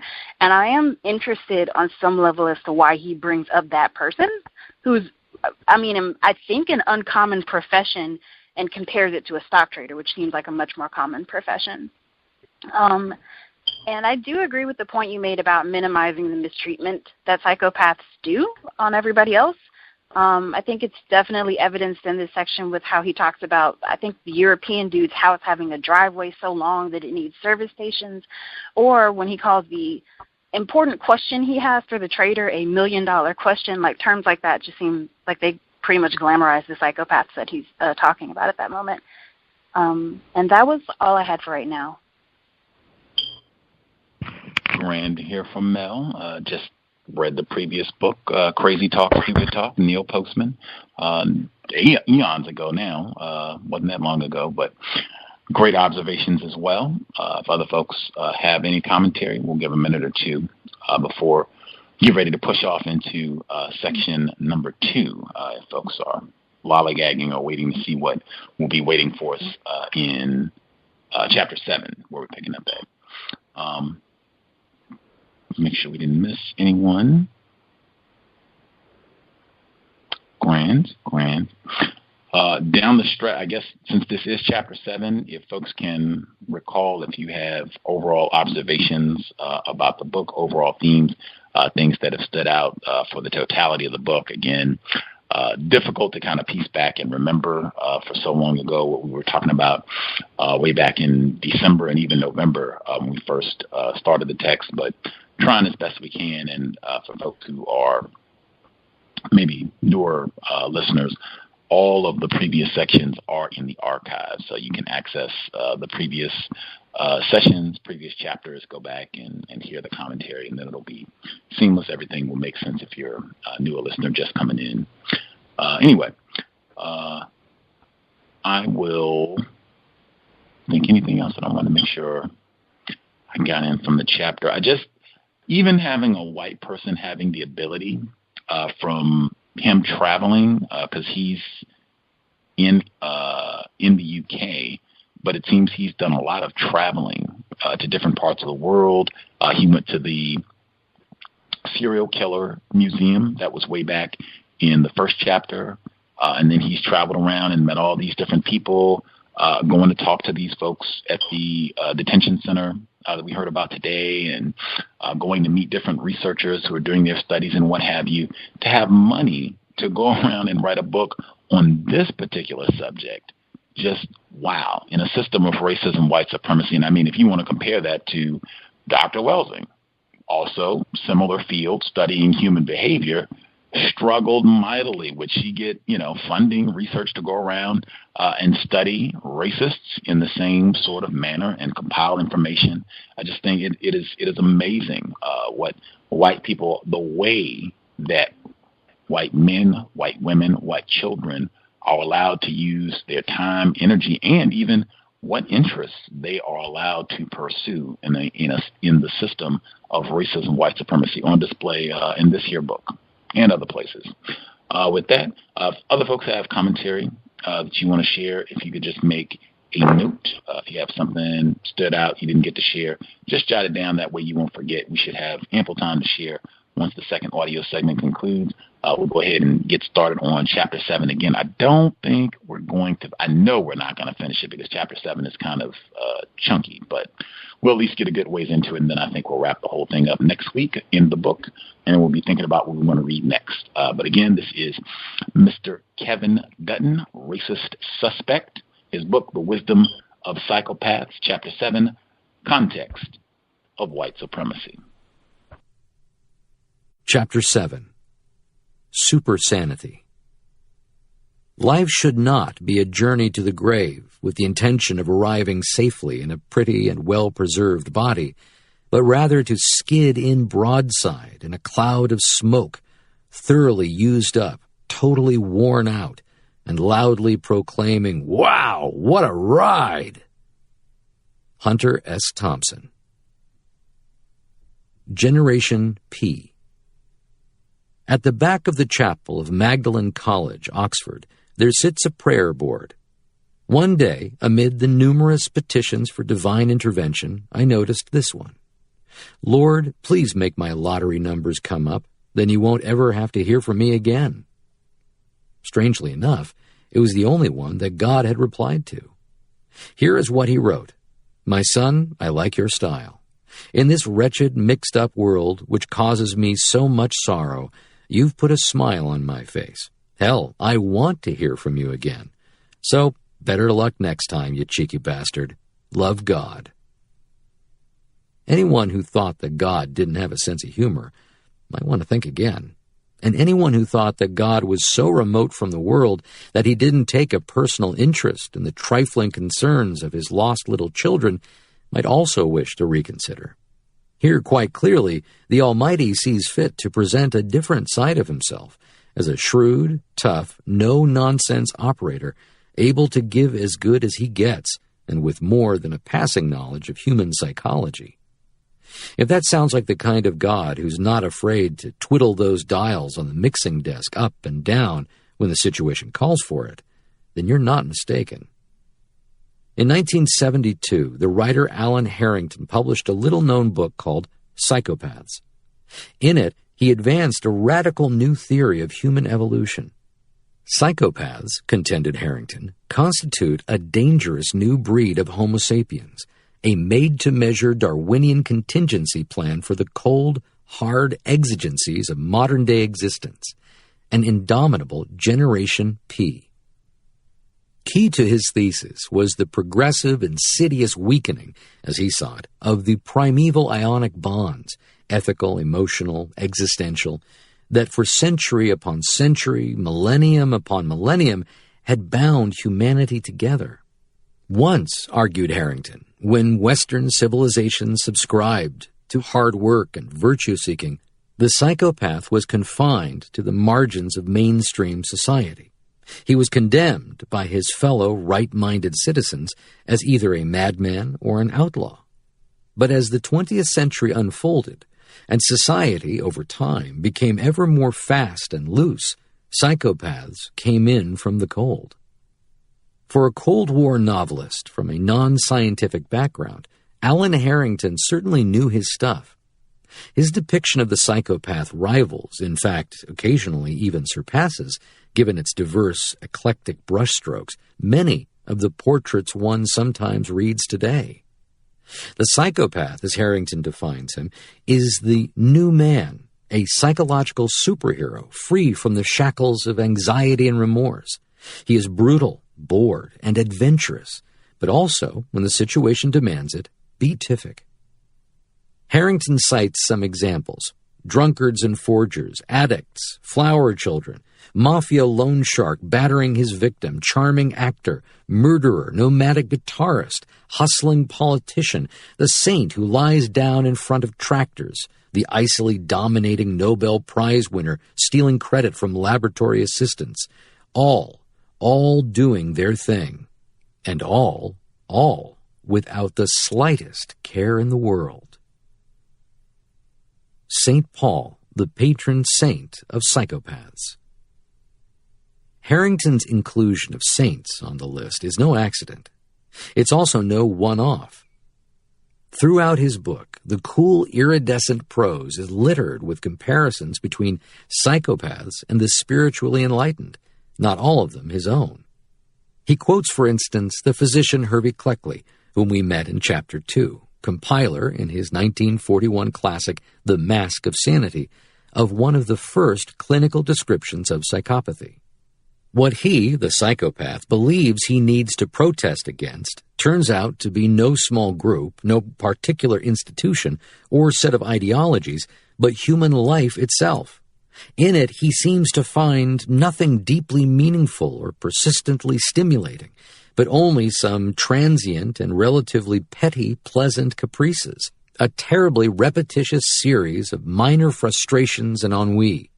Like many teenagers, saints, author's emphasis, history-making statesmen, and other notable leaders or geniuses, he shows unrest.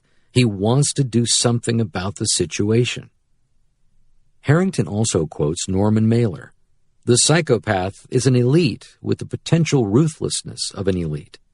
His inner experience of the possibilities within death is his logic. So too for the existentialist and the saint and the bullfighter and the lover. The implications are intriguing.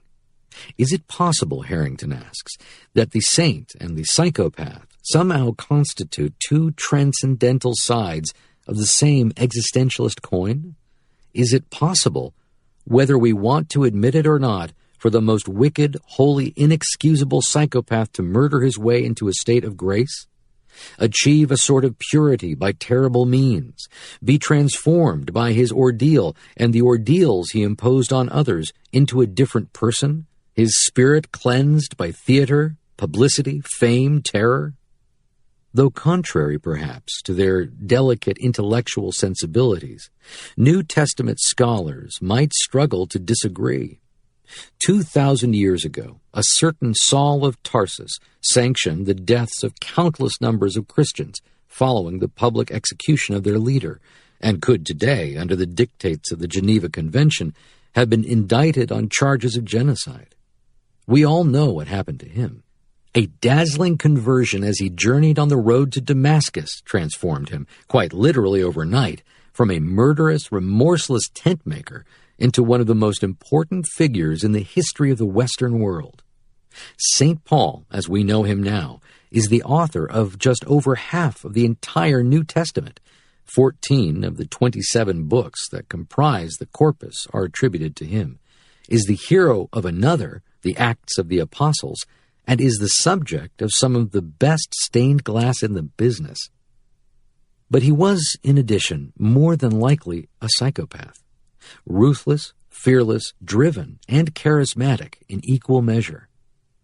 Let's take a look at the evidence. Paul's apparent predilection, both on the open road and within seething inner cities, for dangerous, inhospitable areas put him at constant risk of random, violent assault. Add to that the fact that he was shipwrecked a grand total of 3 times during his travels around the Mediterranean basin, on one occasion spending 24 hours adrift in the open sea before being rescued, and a picture begins to emerge of a man with little or no concern for his own safety. There's the habitual lawbreaker who seems incapable of learning the error of his ways. Either that or he just didn't care. Paul was imprisoned multiple times during his ministry, spending, in total, an estimated 6 years behind bars, was brutally flogged 5 times, receiving the maximum 39 lashes, too many might kill a person, was on 3 occasions beaten with rods, and was once, in the city of Lystra, in what is now modern Turkey, stoned by a mob so viciously that he was, by the time they were finished, given up for dead and dragged outside the city, as was the custom. Scripture records what happened next. But when the disciples gathered about him, he rose up and entered the city, and on the next day he went on with Barnabas to Derbe. Acts 14:20. Would you calmly re-enter a city whose inhabitants had just tried to stone you to death? Not sure I would. There's the peripatetic drifter who was continually on the move due to threats against his life. When the governor of Damascus placed a cordon around the city to arrest him, he made his escape in a basket through a gap in the city walls. There's the cold, calculating political mover and shaker, unafraid to tread on the feelings and sensibilities of others, no matter how important or personally loyal they were. Paul's bust-up with St. Peter in Antioch, in which he accused Peter to his face of being a hypocrite and forcing Gentiles to adopt Jewish customs when he himself lived like a Gentile, is described by L. Michael White, professor of classics and religious studies at the University of Texas at Austin, in his book From Jesus to Christianity, as a total failure of political bravado, and Paul soon left Antioch as persona non grata, never again to return. Finally, there's the remorseless, unblinking maneuvering of the psychological cat burglar, the silky smooth self-presentation skills of the expert manipulator. Recall the words of master conman Philip Morant. One of the most powerful weapons in the grifter's unholy arsenal is a good vulnerability radar. They could just as easily have been Paul's. Or, to put it another way, to the Jews I became as a Jew in order to win Jews. To those under the law I became as one under the law, though not being myself under the law, that I might win those under the law. To those outside the law I became as one outside the law, not being outside the law of God, but under the law of Christ, that I might win those outside the law. To the weak I became weak, that I might win the weak. I have become all things to all people. 1 Corinthians 9:20-22. If it really was Jesus on that road to Damascus, and he wanted an emissary to help him spread the word, he couldn't have picked a better man for the job, nor, among Christians, a more feared or unpopular one. At the time of his conversion, Paul, without a doubt, was at the height of his persecutory powers. In fact, the very reason he was going to Damascus in the first place was to instigate more bloodshed. Coincidence that his ministry started there?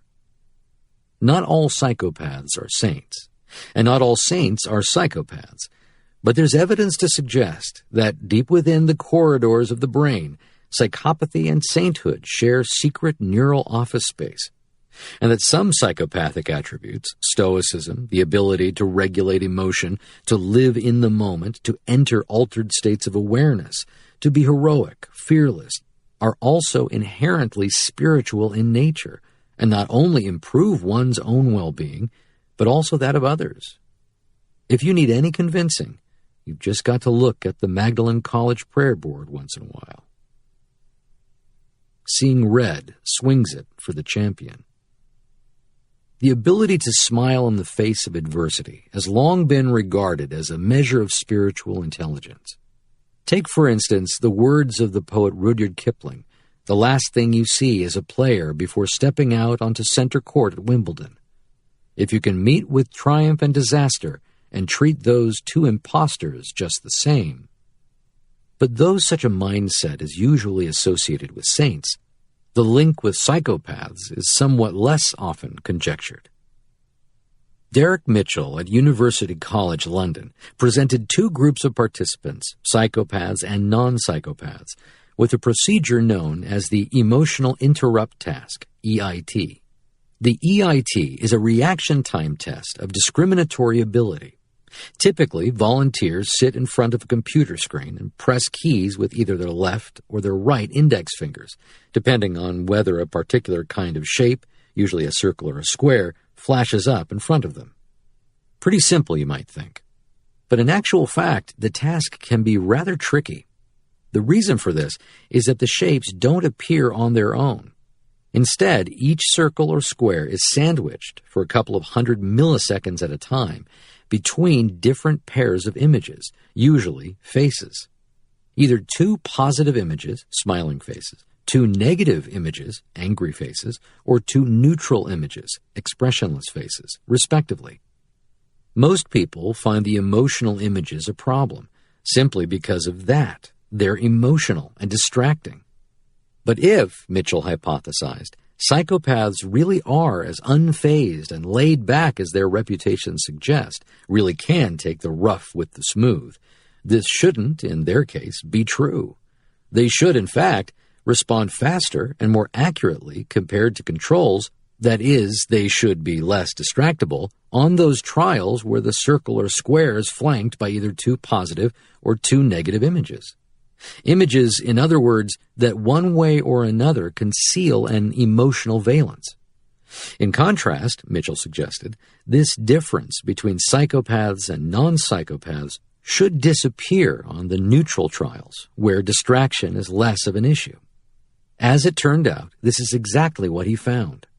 Whenever the circle or square was flanked by an emotionally charged image, the psychopaths, exactly as predicted, were better at differentiating the targets than the non-psychopaths, and quicker, too.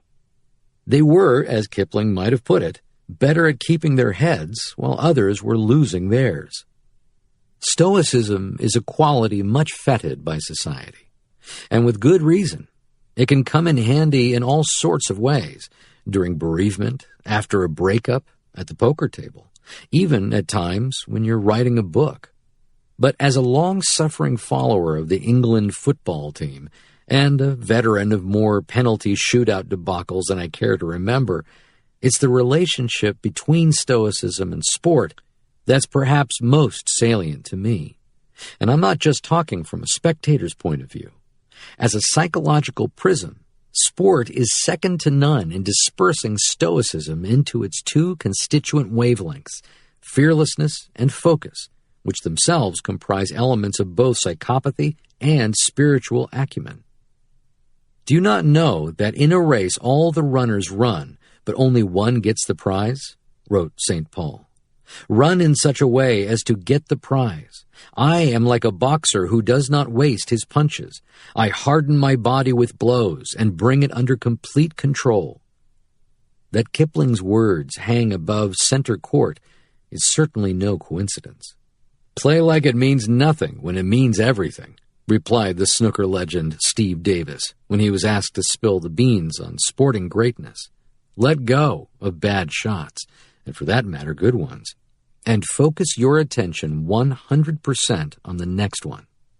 The same is true in golf. In 2010, the South African Louis Oosthuizen was a rank outsider to win the British Open Championships at St. Andrews.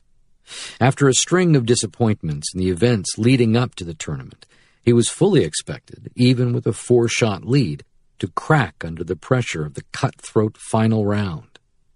But he didn't. And the reason for that was surprisingly, though deceptively, simple.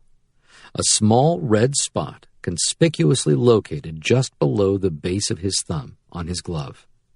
The idea of the spot came from Carl Morris, a Manchester-based sports psychologist who was called in by Oosthuizen to help him touch base with what one might reasonably describe as his hidden inner psychopath. The goal was to center his mind on playing the shot at hand, rather than obsessing at exactly the wrong moment about the consequences. So Morris devised a plan. Whenever Oosthuizen was about to take a swing, he was to focus his attention calmly and steadily on the dot. The dot was all that mattered at that point in time. He wasn't to play the shot. The shot, instead, was to play him. He won by 7 strokes. Oosthuizen's red spot is a classic example of what's known in sports psychology as a process goal, a technique by which the athlete is required to focus on something, however minor, to prevent them from thinking about other things. In Oosthuizen's case, all the ways he could possibly screw up the shot. It anchors the athlete firmly in the here and now, before the shot is actually played, before the move is actually made, and most importantly of all, before confidence begins to fade. In fact, this ability to concentrate purely on the task at hand, what the Hungarian psychologist Mihaly Csikszentmihalyi calls optimal experience, or flow, is one of a number of key techniques that performance psychologists now work on, not just in golf, but among high-level competitors in all areas of sport. In moments of flow, the past and the future evaporate as abstractions. All that remains is an intense, uncanny, attention-devouring present, an overwhelming feeling of being in the zone. This is the union, the enchanted consummation of mind, body, and game, what's known in the trade as the golden triangle of performance. A trance-like state of effortless action and reaction, where time and self converge, and one is in control but not in control at the same time. In 2011, Martin Claesen at Aachen University discovered that moments of flow have a unique neural signature. Using fMRI to observe the brains of video game players in action, he found that periods of heightened focus and concentration are accompanied by a reduction of activity in the anterior cingulate cortex, the brain's error detection and conflict monitoring hardware, indicative of an increase in attention and the suppression of distracting and non-task relevant information. But a similar pattern has also been found in the brains of criminal psychopaths. In the same year that Claesen was playing video games, Kent Keel dusted off that 18-wheel fMRI juggernaut of his and hit the roads of New Mexico armed with a new experiment. Keel was interested in what precisely makes psychopaths tick when it comes to moral decision-making. Are they really ice-cool under pressure? Are they really better at coming up with the goods when the chips are down and time is of the essence? If so, why? Could it possibly be something that's hardwired into their brains, a triumph of cold-blooded cognitive reasoning over warm-blooded emotional processing? To find out, he presented psychopaths and non-psychopaths with 2 different types of moral dilemmas, what he termed high-conflict, personal, and low-conflict, personal dilemmas, respectively, examples of both of which follow. High-conflict, personal. Enemy soldiers have taken over your village. They have orders to kill everyone they find. You and some others are hiding in a basement. You hear the soldiers enter the house above you. Your baby begins to cry loudly. You cover his mouth to block the sound. If you remove your hand from his mouth, he will cry loudly and the soldiers will hear. If they hear the baby, they will find you and kill everyone, including you and your baby. To save yourself and the others, you must smother your baby to death. Is it morally acceptable for you to smother your child in order to save yourself and the other people? Low conflict, personal. You are visiting your grandmother for the weekend. Usually she gives you a gift of a few dollars when you arrive, but this time she doesn't. You ask her why not, and she says something about how you don't write her as many letters as you used to. You get angry and decide to play a trick on her. You take some pills from the medicine cabinet and put them in your grandmother's teapot, thinking that this will make her very sick. Is it morally acceptable for you to put pills in your grandmother's teapot in order to play a trick on her? The prediction was simple. If psychopaths were less fazed by the extraneous emotional exigencies of the moment and had the cold, hard edge over the rest of us when it came to life and death decision-making, then the most marked difference between their performance and that of the non-psychopaths, Keel surmised, should manifest itself when it came to the high-conflict personal dilemmas, when the heat is turned up to max and the problem is closest to home. This, it turned out, is exactly what he found. In the high-conflict scenarios, the psychopaths did indeed rate a significantly greater number of utilitarian judgments as morally acceptable than the non-psychopaths. They were better at smothering babies, or at least dealing with the pain of such an action, than their more ethically squeamish counterparts. And presumably, they would be better at staying alive and preserving the lives of their fellow basement stowaways, were the scenarios to play out for real. But there was more. Just as I had found with the William Brown example in Chapter 3, Keel and his co-workers also discovered that the psychopaths, as well as having fewer moral hygiene issues in general than the non-psychopaths, took considerably less time to evaluate the conundrums put in front of them. They were quicker at reaching a decision as to the appropriate course of action. Not only that, but such attenuated response times were accompanied, just as Clayson had found under conditions of flow, by reduced activity in the anterior cingulate cortex. But, and here's the rub, only when it came to the high-conflict scenarios.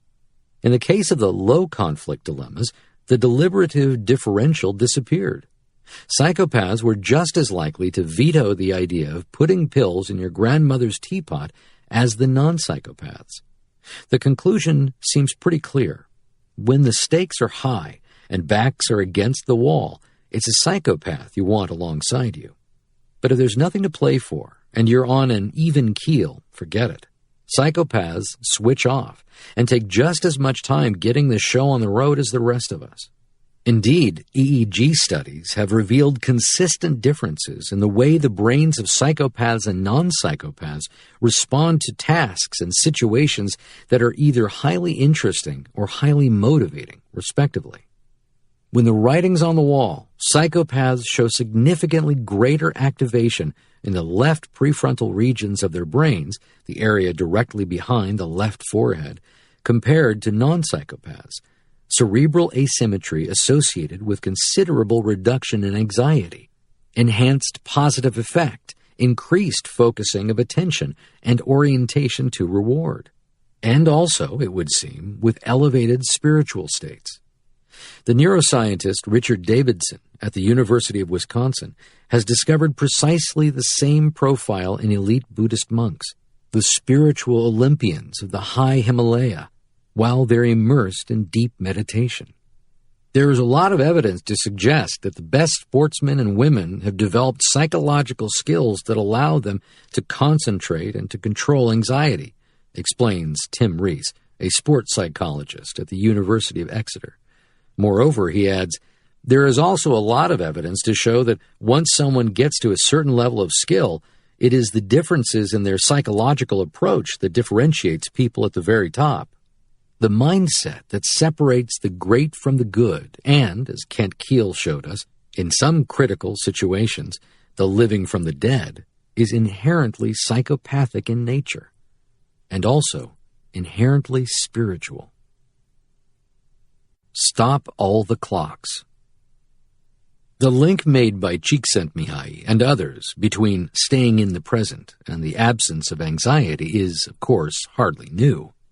The practice of right mindfulness, for example, constitutes the seventh step of the Noble Eightfold Path, one of the principal teachings of Siddhartha Gautama, the Buddha, some 2,500 years ago.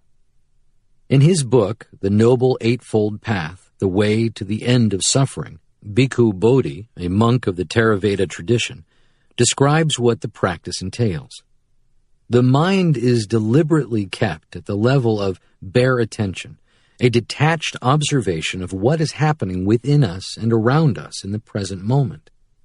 In the practice of right mindfulness, the mind is trained to remain in the present, open, quiet, and alert, contemplating the present event.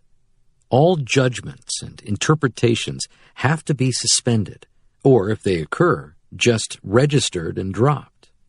According to the Mahasatipatthana Sutta, one of the core discourses in the Pali Canon of Theravada Buddhism, such training, consistently applied, eventually leads to the arising of insight and the qualities of dispassion, non-clinging, and release.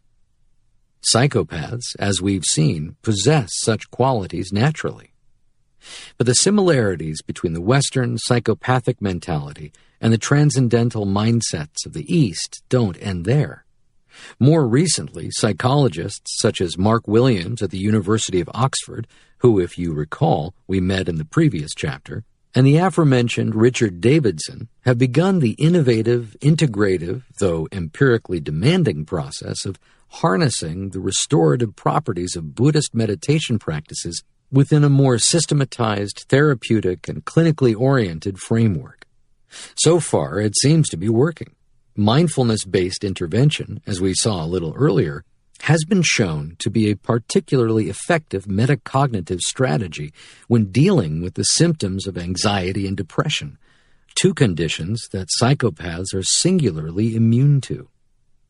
The fundamental principles of the therapy, as one would expect, are heavily derivative of the traditional Buddhist teachings already outlined.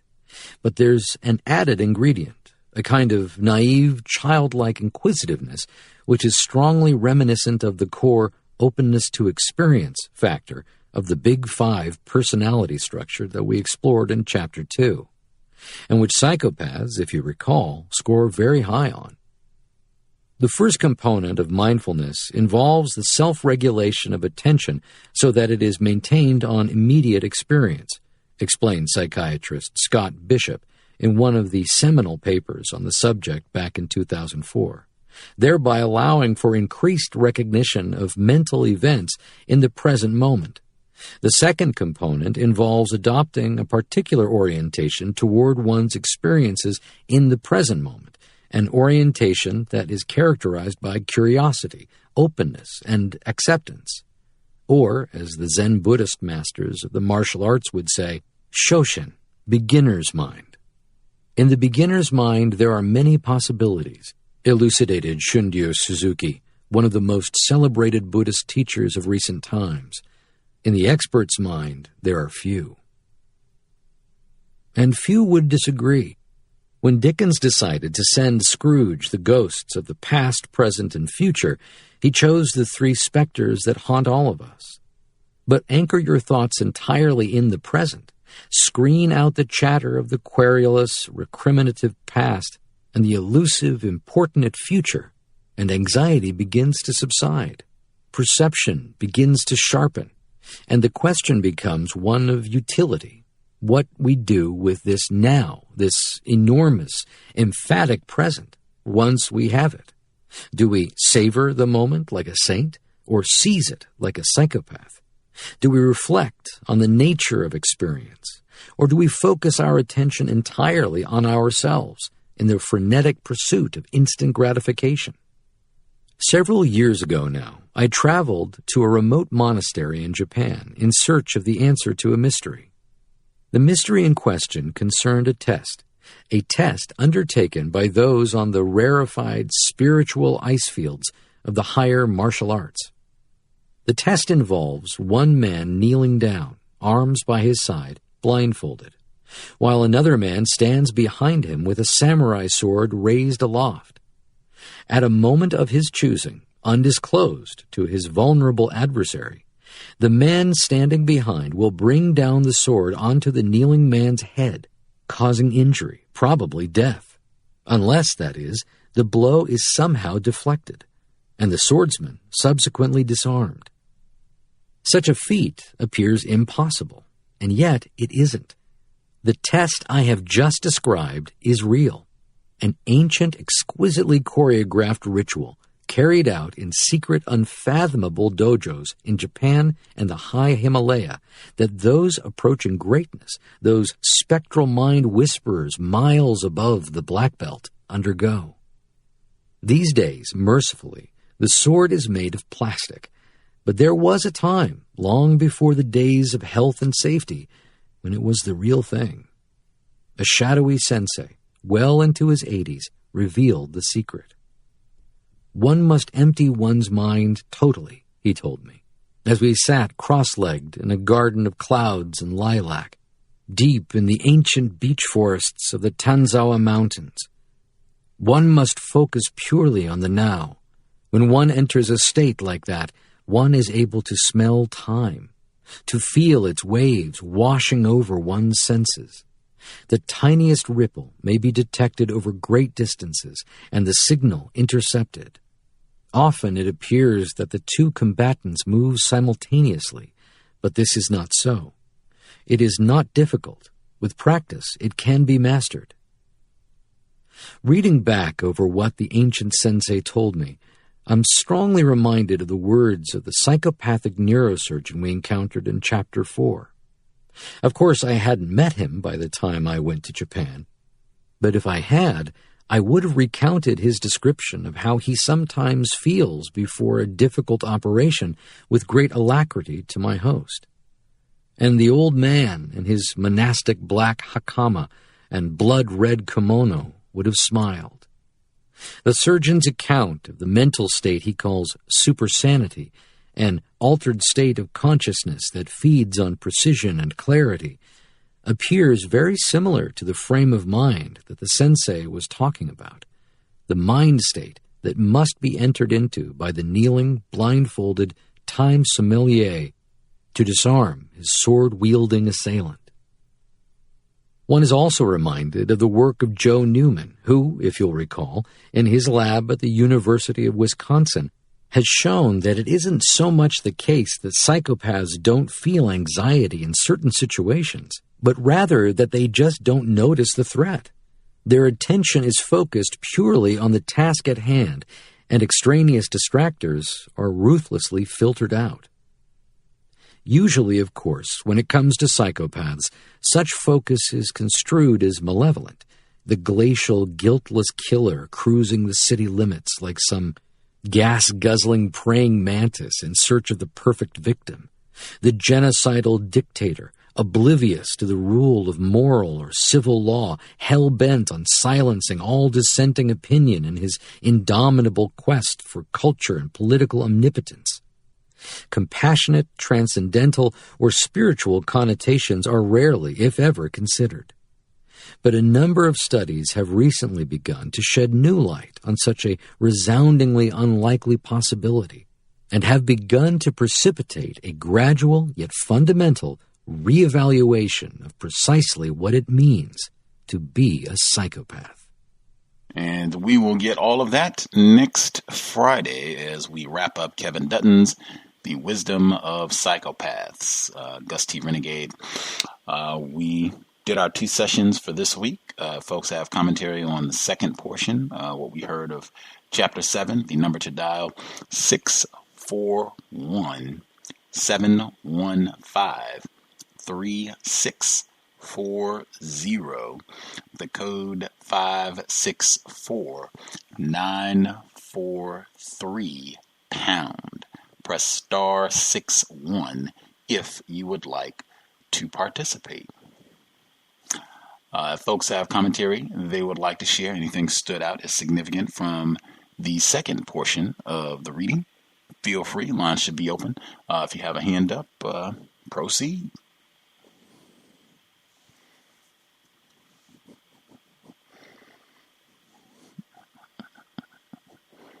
Can I be heard? Yes, ma'am. So I didn't have as many notes on this one, or at least I can find it. The main things at least 2 things that stuck out to me was that it seems like there's a lot of maybe not a lot, but there are at least a few examples where where the author, Mr. Dutton, is putting these scenarios where you have to kill someone in order to save the rest of, the other people. And it definitely really helps me to better understand that they don't, it seems like white people, especially the ones who practice racism, they definitely have a clear understanding of, I guess, what maybe some people will call collateral, I don't know if it's called collateral damage, or where they're willing to sacrifice, basically like what he keeps bringing up, sacrificing some to save other people. And just like the part with the baby, that story was definitely, disturbing, at least to me. Like, I don't understand, why you would have to take it that far to kill a child, just to, prove a point that, well, this is, is it really a psychopath if you have to kill your child to save, or kill a child to save to save other people. And on page 198, he had said that when the stakes are high and backs are against the wall, it's a psychopath you want alongside you. And I feel like that's definitely that definitely seems like something, an ideology that a racist would go by. And if they are fearing genetic annihilation, then I wouldn't be surprised if they do feel like at all times their backs are against the wall, so all of them have to operate as psychopaths. And the last thing I'll say is that I remember when I was reading it, it seemed like I was, I guess somewhat happy or relieved or whatever that he finally got to including some sort of a saint within the text. It just seems like, to me, he's definitely glorifying psychopaths instead of just only pointing out the good attributes. It almost seems like, you want everybody to be a psychopath, especially when back in the text when he was saying, well, he was excited about going through the test with some other professor or teacher or something, that the teacher or whoever had came up with some type of a test to kind of make people temporarily psychopathic. So that's all I have for now. Thank you for allowing me to share. Appreciate that, Red in Nevada. That's a great point, because saints, that is in the subtitle. The book is The Wisdom of Psychopaths, What Saints, Spies, and Serial Killers Can Teach Us About Success. And there was not a whole lot of time spent on the sainthood aspect. That is real late, it seems, in the book. There's much more time glorifying the likes of Jamie from the detention center before, and Charles Manson, Jeffrey Dahmer, different killers, white killers, emphasis on white. Other folks who dialed in, if you have a hand up, Emmy, Mel, lines should be open if you have commentary. Proceed.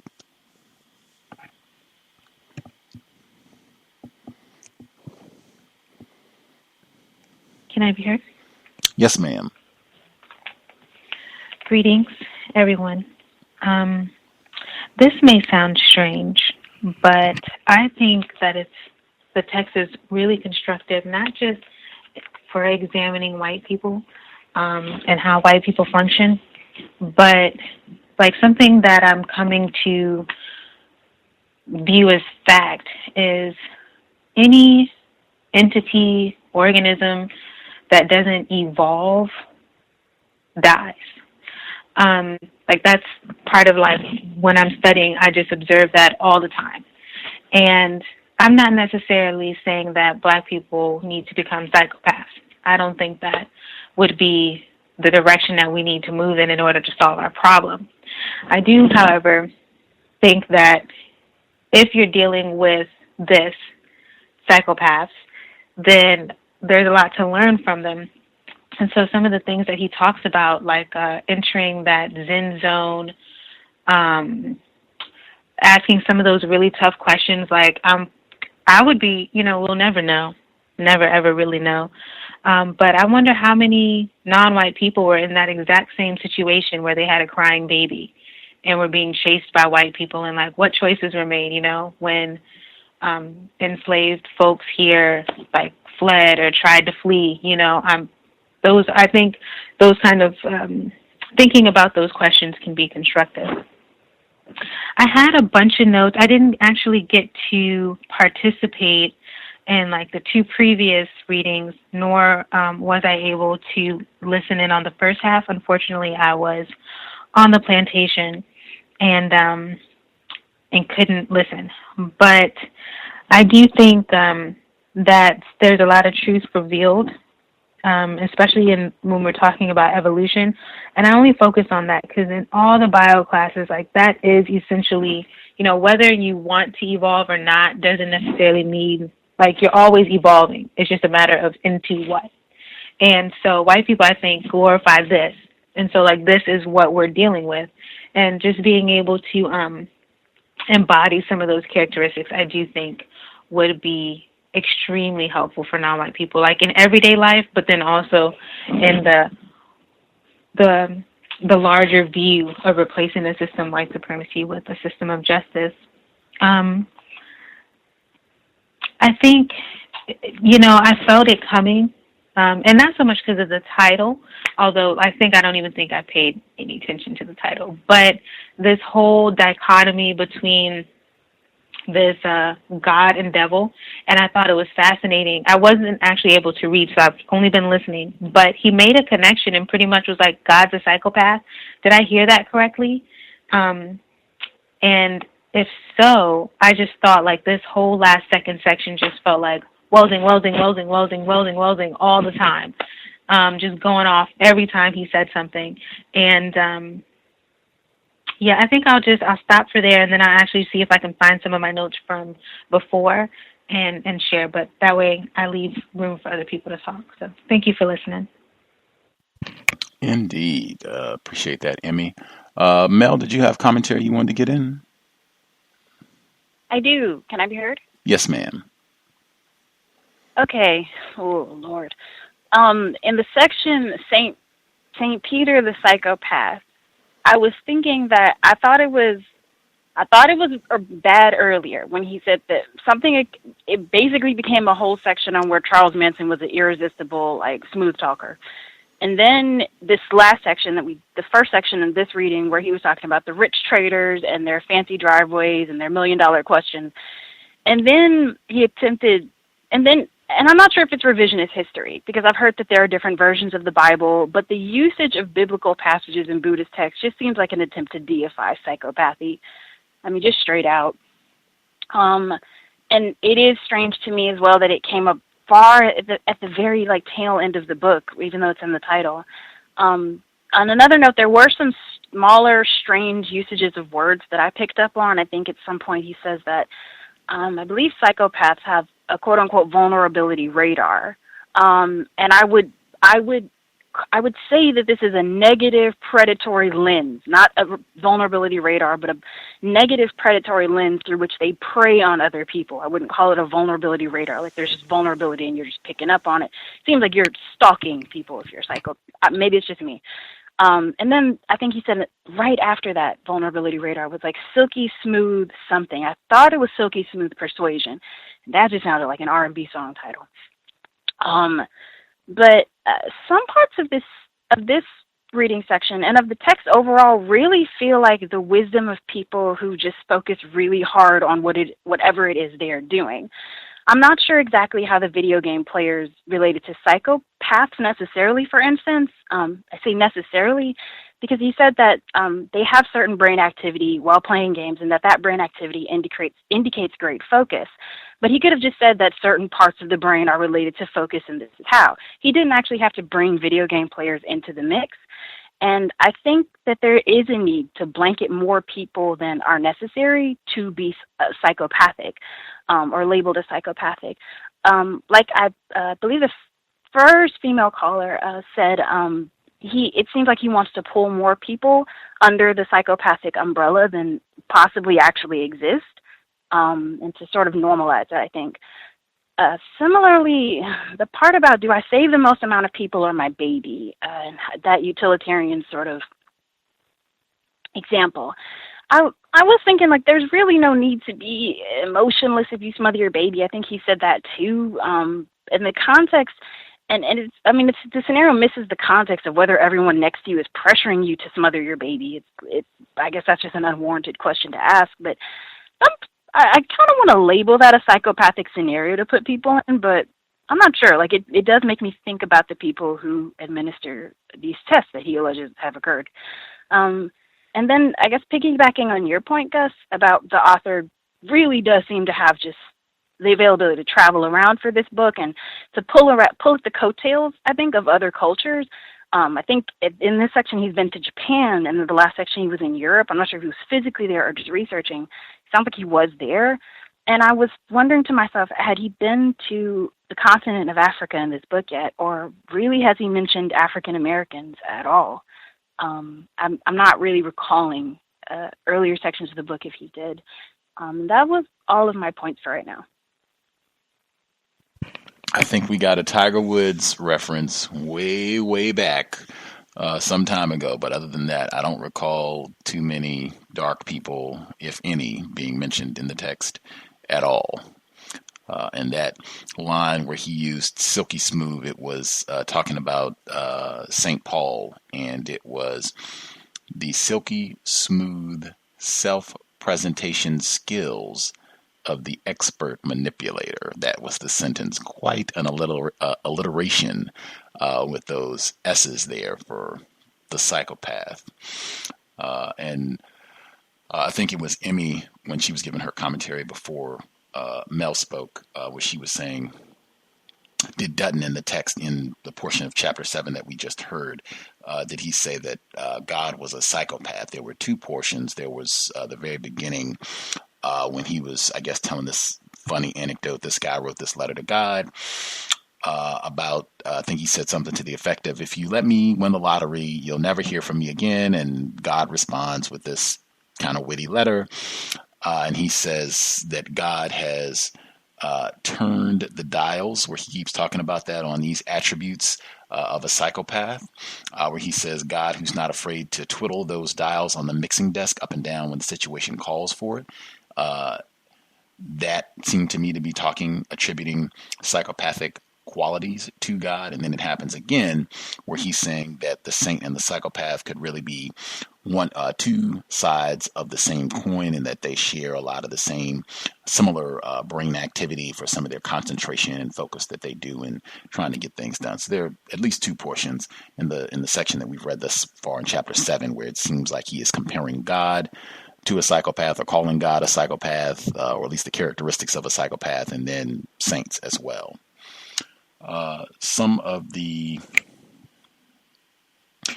things that stood out from this portion, where he says, when Western civilization subscribed to the traditional bourgeois mores of hard work and virtue seeking, the psychopath was confined to the margins of mainstream society. He was condemned by his fellow right-minded citizens as either a madman or an outlaw.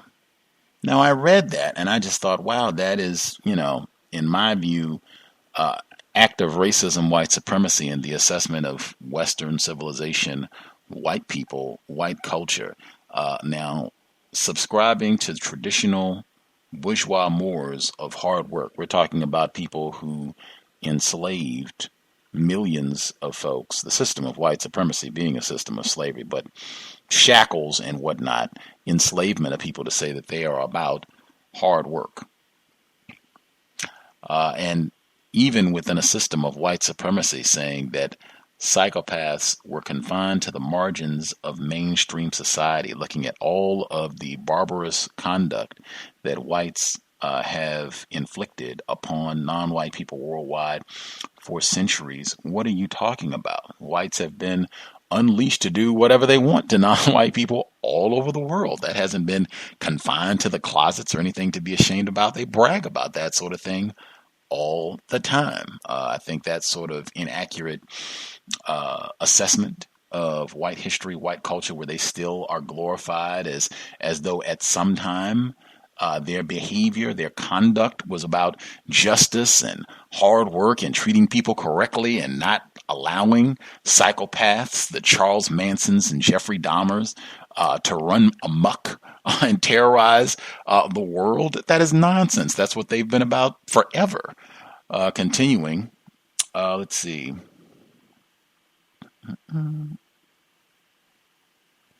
The next one, we've heard this name so many times in the book club over the years. Rudyard Kipling. He puts all this time and energy into making sure that we know that Rudyard Kipling's name and his poem or sentence or what have you from his writing is inscribed at the stadium at Wimbledon.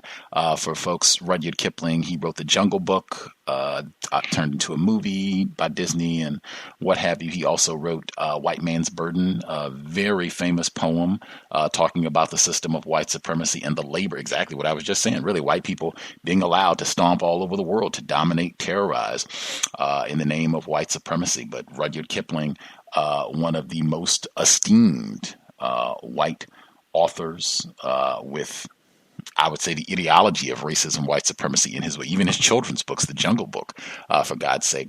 But he gets mentioned all the time in our book club and in different books. You can go back and see how often his name comes up. I thought it was major Welsing moment. There are so many ball game references where Dr. Welsing talks about the importance of ball games to white people, and there's so many ball game references where he's just in the portion that we talked about this week, where the inmates at the detention center, they keep playing this soccer game, football, in this chapter 7, where he's talking about this South African golf player who has got his skills and everything so that he can concentrate and win the golf game, hitting the little white ball, just continuing to come up over and over again. The sports, ball games, the competition, even the sentence that he started chapter 6 with from Sherlock Holmes, where he said, let me see if I can read it really quick. He said, or the quote from Sherlock Holmes was, "Sentiment is a chemical aberration found on the losing side." Sentiment, feelings, right? Emotions is for losers, basically. And I thought that was significant. The word that really stuck out to me was losing. Everything somehow is a competition. Winners, losers, and of course, the blonde white man, white woman, white child, they are supposed to be on the winning side, and the dark folks, they are supposed to be the losers. But that just coming up so many different ways in the text. Competition, that's what this is. This is not about cooperation. This is not about justice. This is the competition. We're supposed to have winners, whites, and losers, whether it's soccer, tennis, everything. That mantra of it is a race. It is about racism, white supremacy, white domination at all times. Keep your mind on that at all times. Dr. Welsing thinks she would emphasize that tremendously with all the focus on the ball games. Did other folks have anything else they wanted to make sure they commented on before we get ready to wrap up the book study session? Any other comments that we missed? Retired firefighter, do you have commentary you wanted to get in, sir?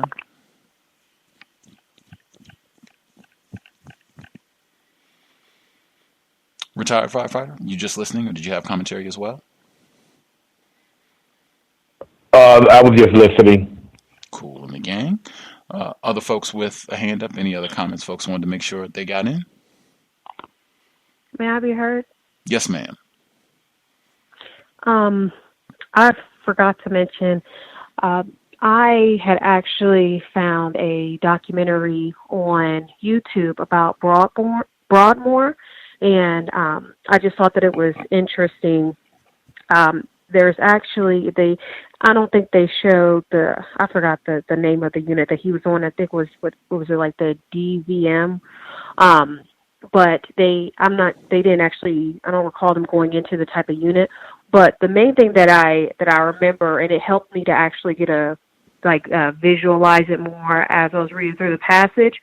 But it seemed like most of the harder work, the more hands-on work that you have to do with some of the psychopathic or psychotic patients were done by, they seem to be black people, very highly melanated black people, and then the ones who, of course, didn't really have to do that much work, the ones who are actually talking to the the filmmakers, they were mainly the white people. So I just thought that was interesting how Broadmoor almost seemed like they may have been practicing racism, white supremacy, and I'll mute my line. Thank you. Interesting. That might be worth checking out, the Broadmoor documentary, just to see where he was at. And I think Mel picked up on that as well, but I also had that as well, him skipping around to all these different facilities and going to Japan to study from, I mean, just wow, like that is the life and times of racist man, racist woman, racist child, and that is the whole world as the white man's brothel. We had that before as well from one of our previous guests on the program. But yeah, you can just globetrot and go wherever you want to do your little studies and things. I think he had a researcher earlier who had their little RV set up so that they could go around and conduct their studies to different facilities and get all the people that they needed for their experiments and what have you. That is the system of racism, white supremacy. That is, again, massive power differential in being able to go out and get all this information and compile so that you can get a much better understanding of how this system works, what you need to do to tweak it. Unless I am, way off in my assessment. Other comments folks want to make sure they get in? Any other assessments? Yes, just to reiterate on what you just said, white people's ability to expand the system of racism to just about everywhere that people are thinking about or have gone to or who wants to go to. I think they're going to Mars right now, attempting that way anyway. And that's just something that they do. That's I would say a uniqueness about what it is culturally to be a white person, is to travel around and spread their pestilence wherever they are. That's been my observation anyway. Dig it. Appreciate that, retired firefighter. Any other folks have comments they wanted to make sure they get in?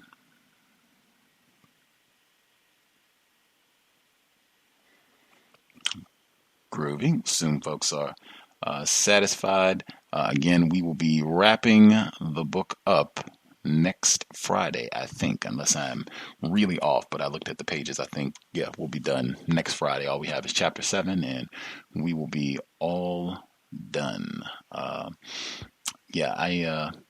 Even that Rudyard Kipling quote, the one that's allegedly at the stadium at Wimbledon, if you can meet with triumph and disaster and treat those two imposters just the same, all of that directed at the system of racism, white supremacy, where they're presenting it as you're supposed to be clear and focused and be in the moment. All of that is without confusion or ambiguity connected to white domination. And I'm very sure if you go around and talk to the white people at Wimbledon and ask them, do you know who Rudyard Kipling is? I'm quite sure that a substantial chunk of those folks, I know who he is. We've had to read him. I know about White Man's Burden. Absolutely. They get their little reminder cues all the time about what they're supposed to be focused on, what this is really all about. I mean, we can come in here and clap and cheer and, maybe Serena Williams will win. Maybe we'll call her a nigger.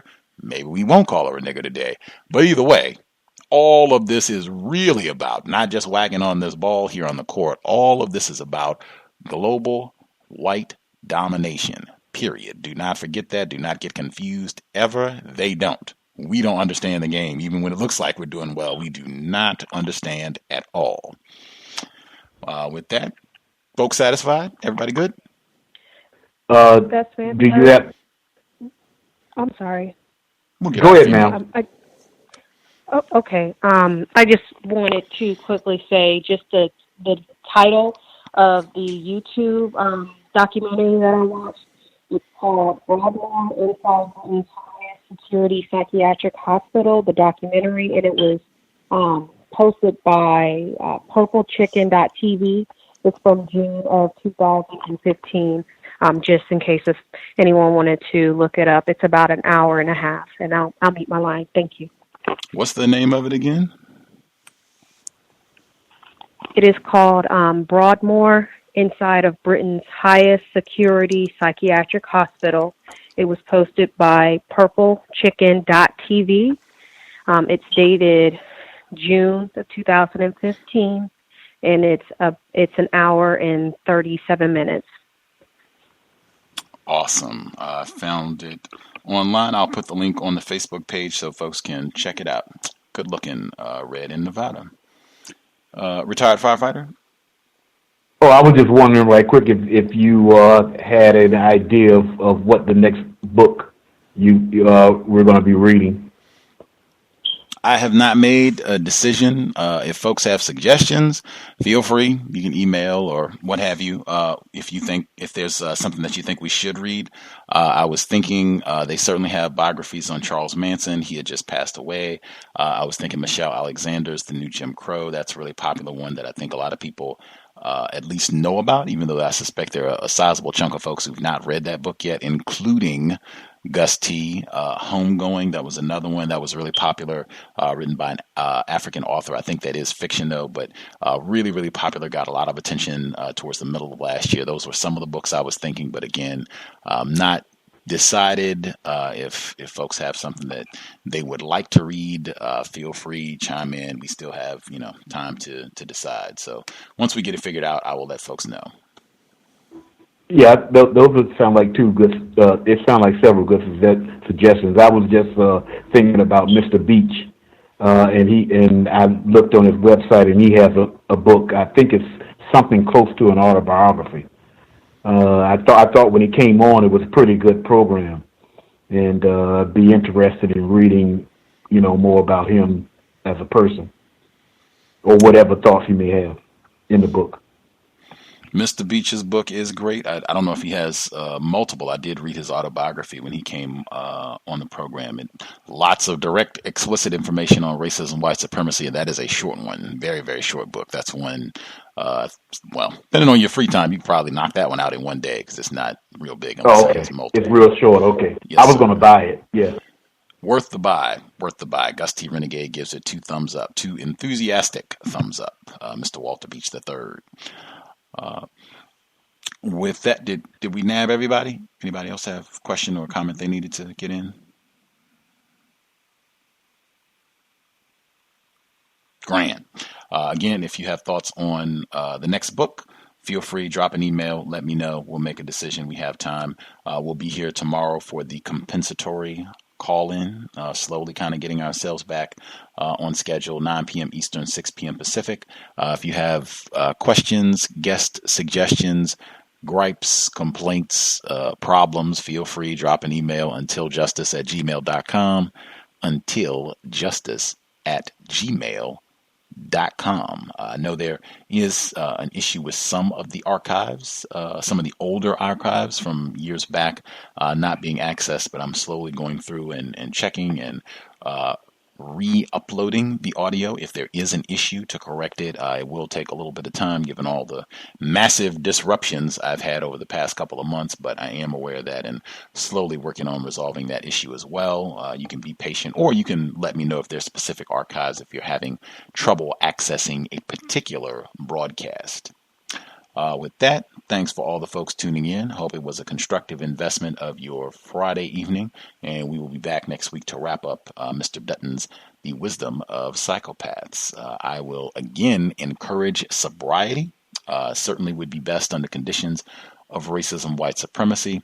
Racists have done a lot of damage, terrorizing black people, non-white people, when we are not thinking clearly, not able to maximize our brain potential, brain computers, because we're intoxicated. I know it's the weekend, people want to get out and frolic and all of that.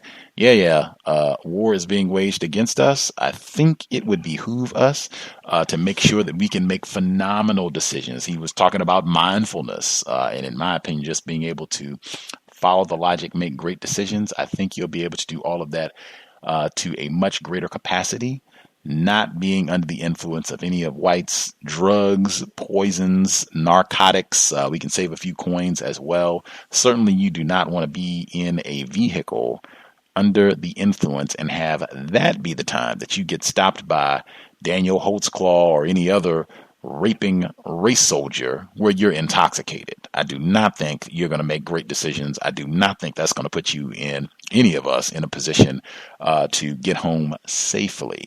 Let's just keep that in mind, and certainly buckle up if you're going to be in a vehicle. Buckle up. Let's do everything that we can to minimize contact with race soldiers. That's it. Creator, we ask that you help us remain patient with other black people, victims of white supremacy. We ask that you help us remain patient with ourselves. Remind us to demonstrate the highest levels of black self-respect at all times, in all places, each and every time we are in contact with another black person. It has been time. Replace white supremacy with justice immediately. Cow signing out. Thanks all for tuning in. Nigga, you so brainwashed. I'm a victim, brother. Problem. You're a victim. I'm a victim of 400 years of conditioning. Shut up. The man has programmed my conditioning. Even my conditioning has been conditioned.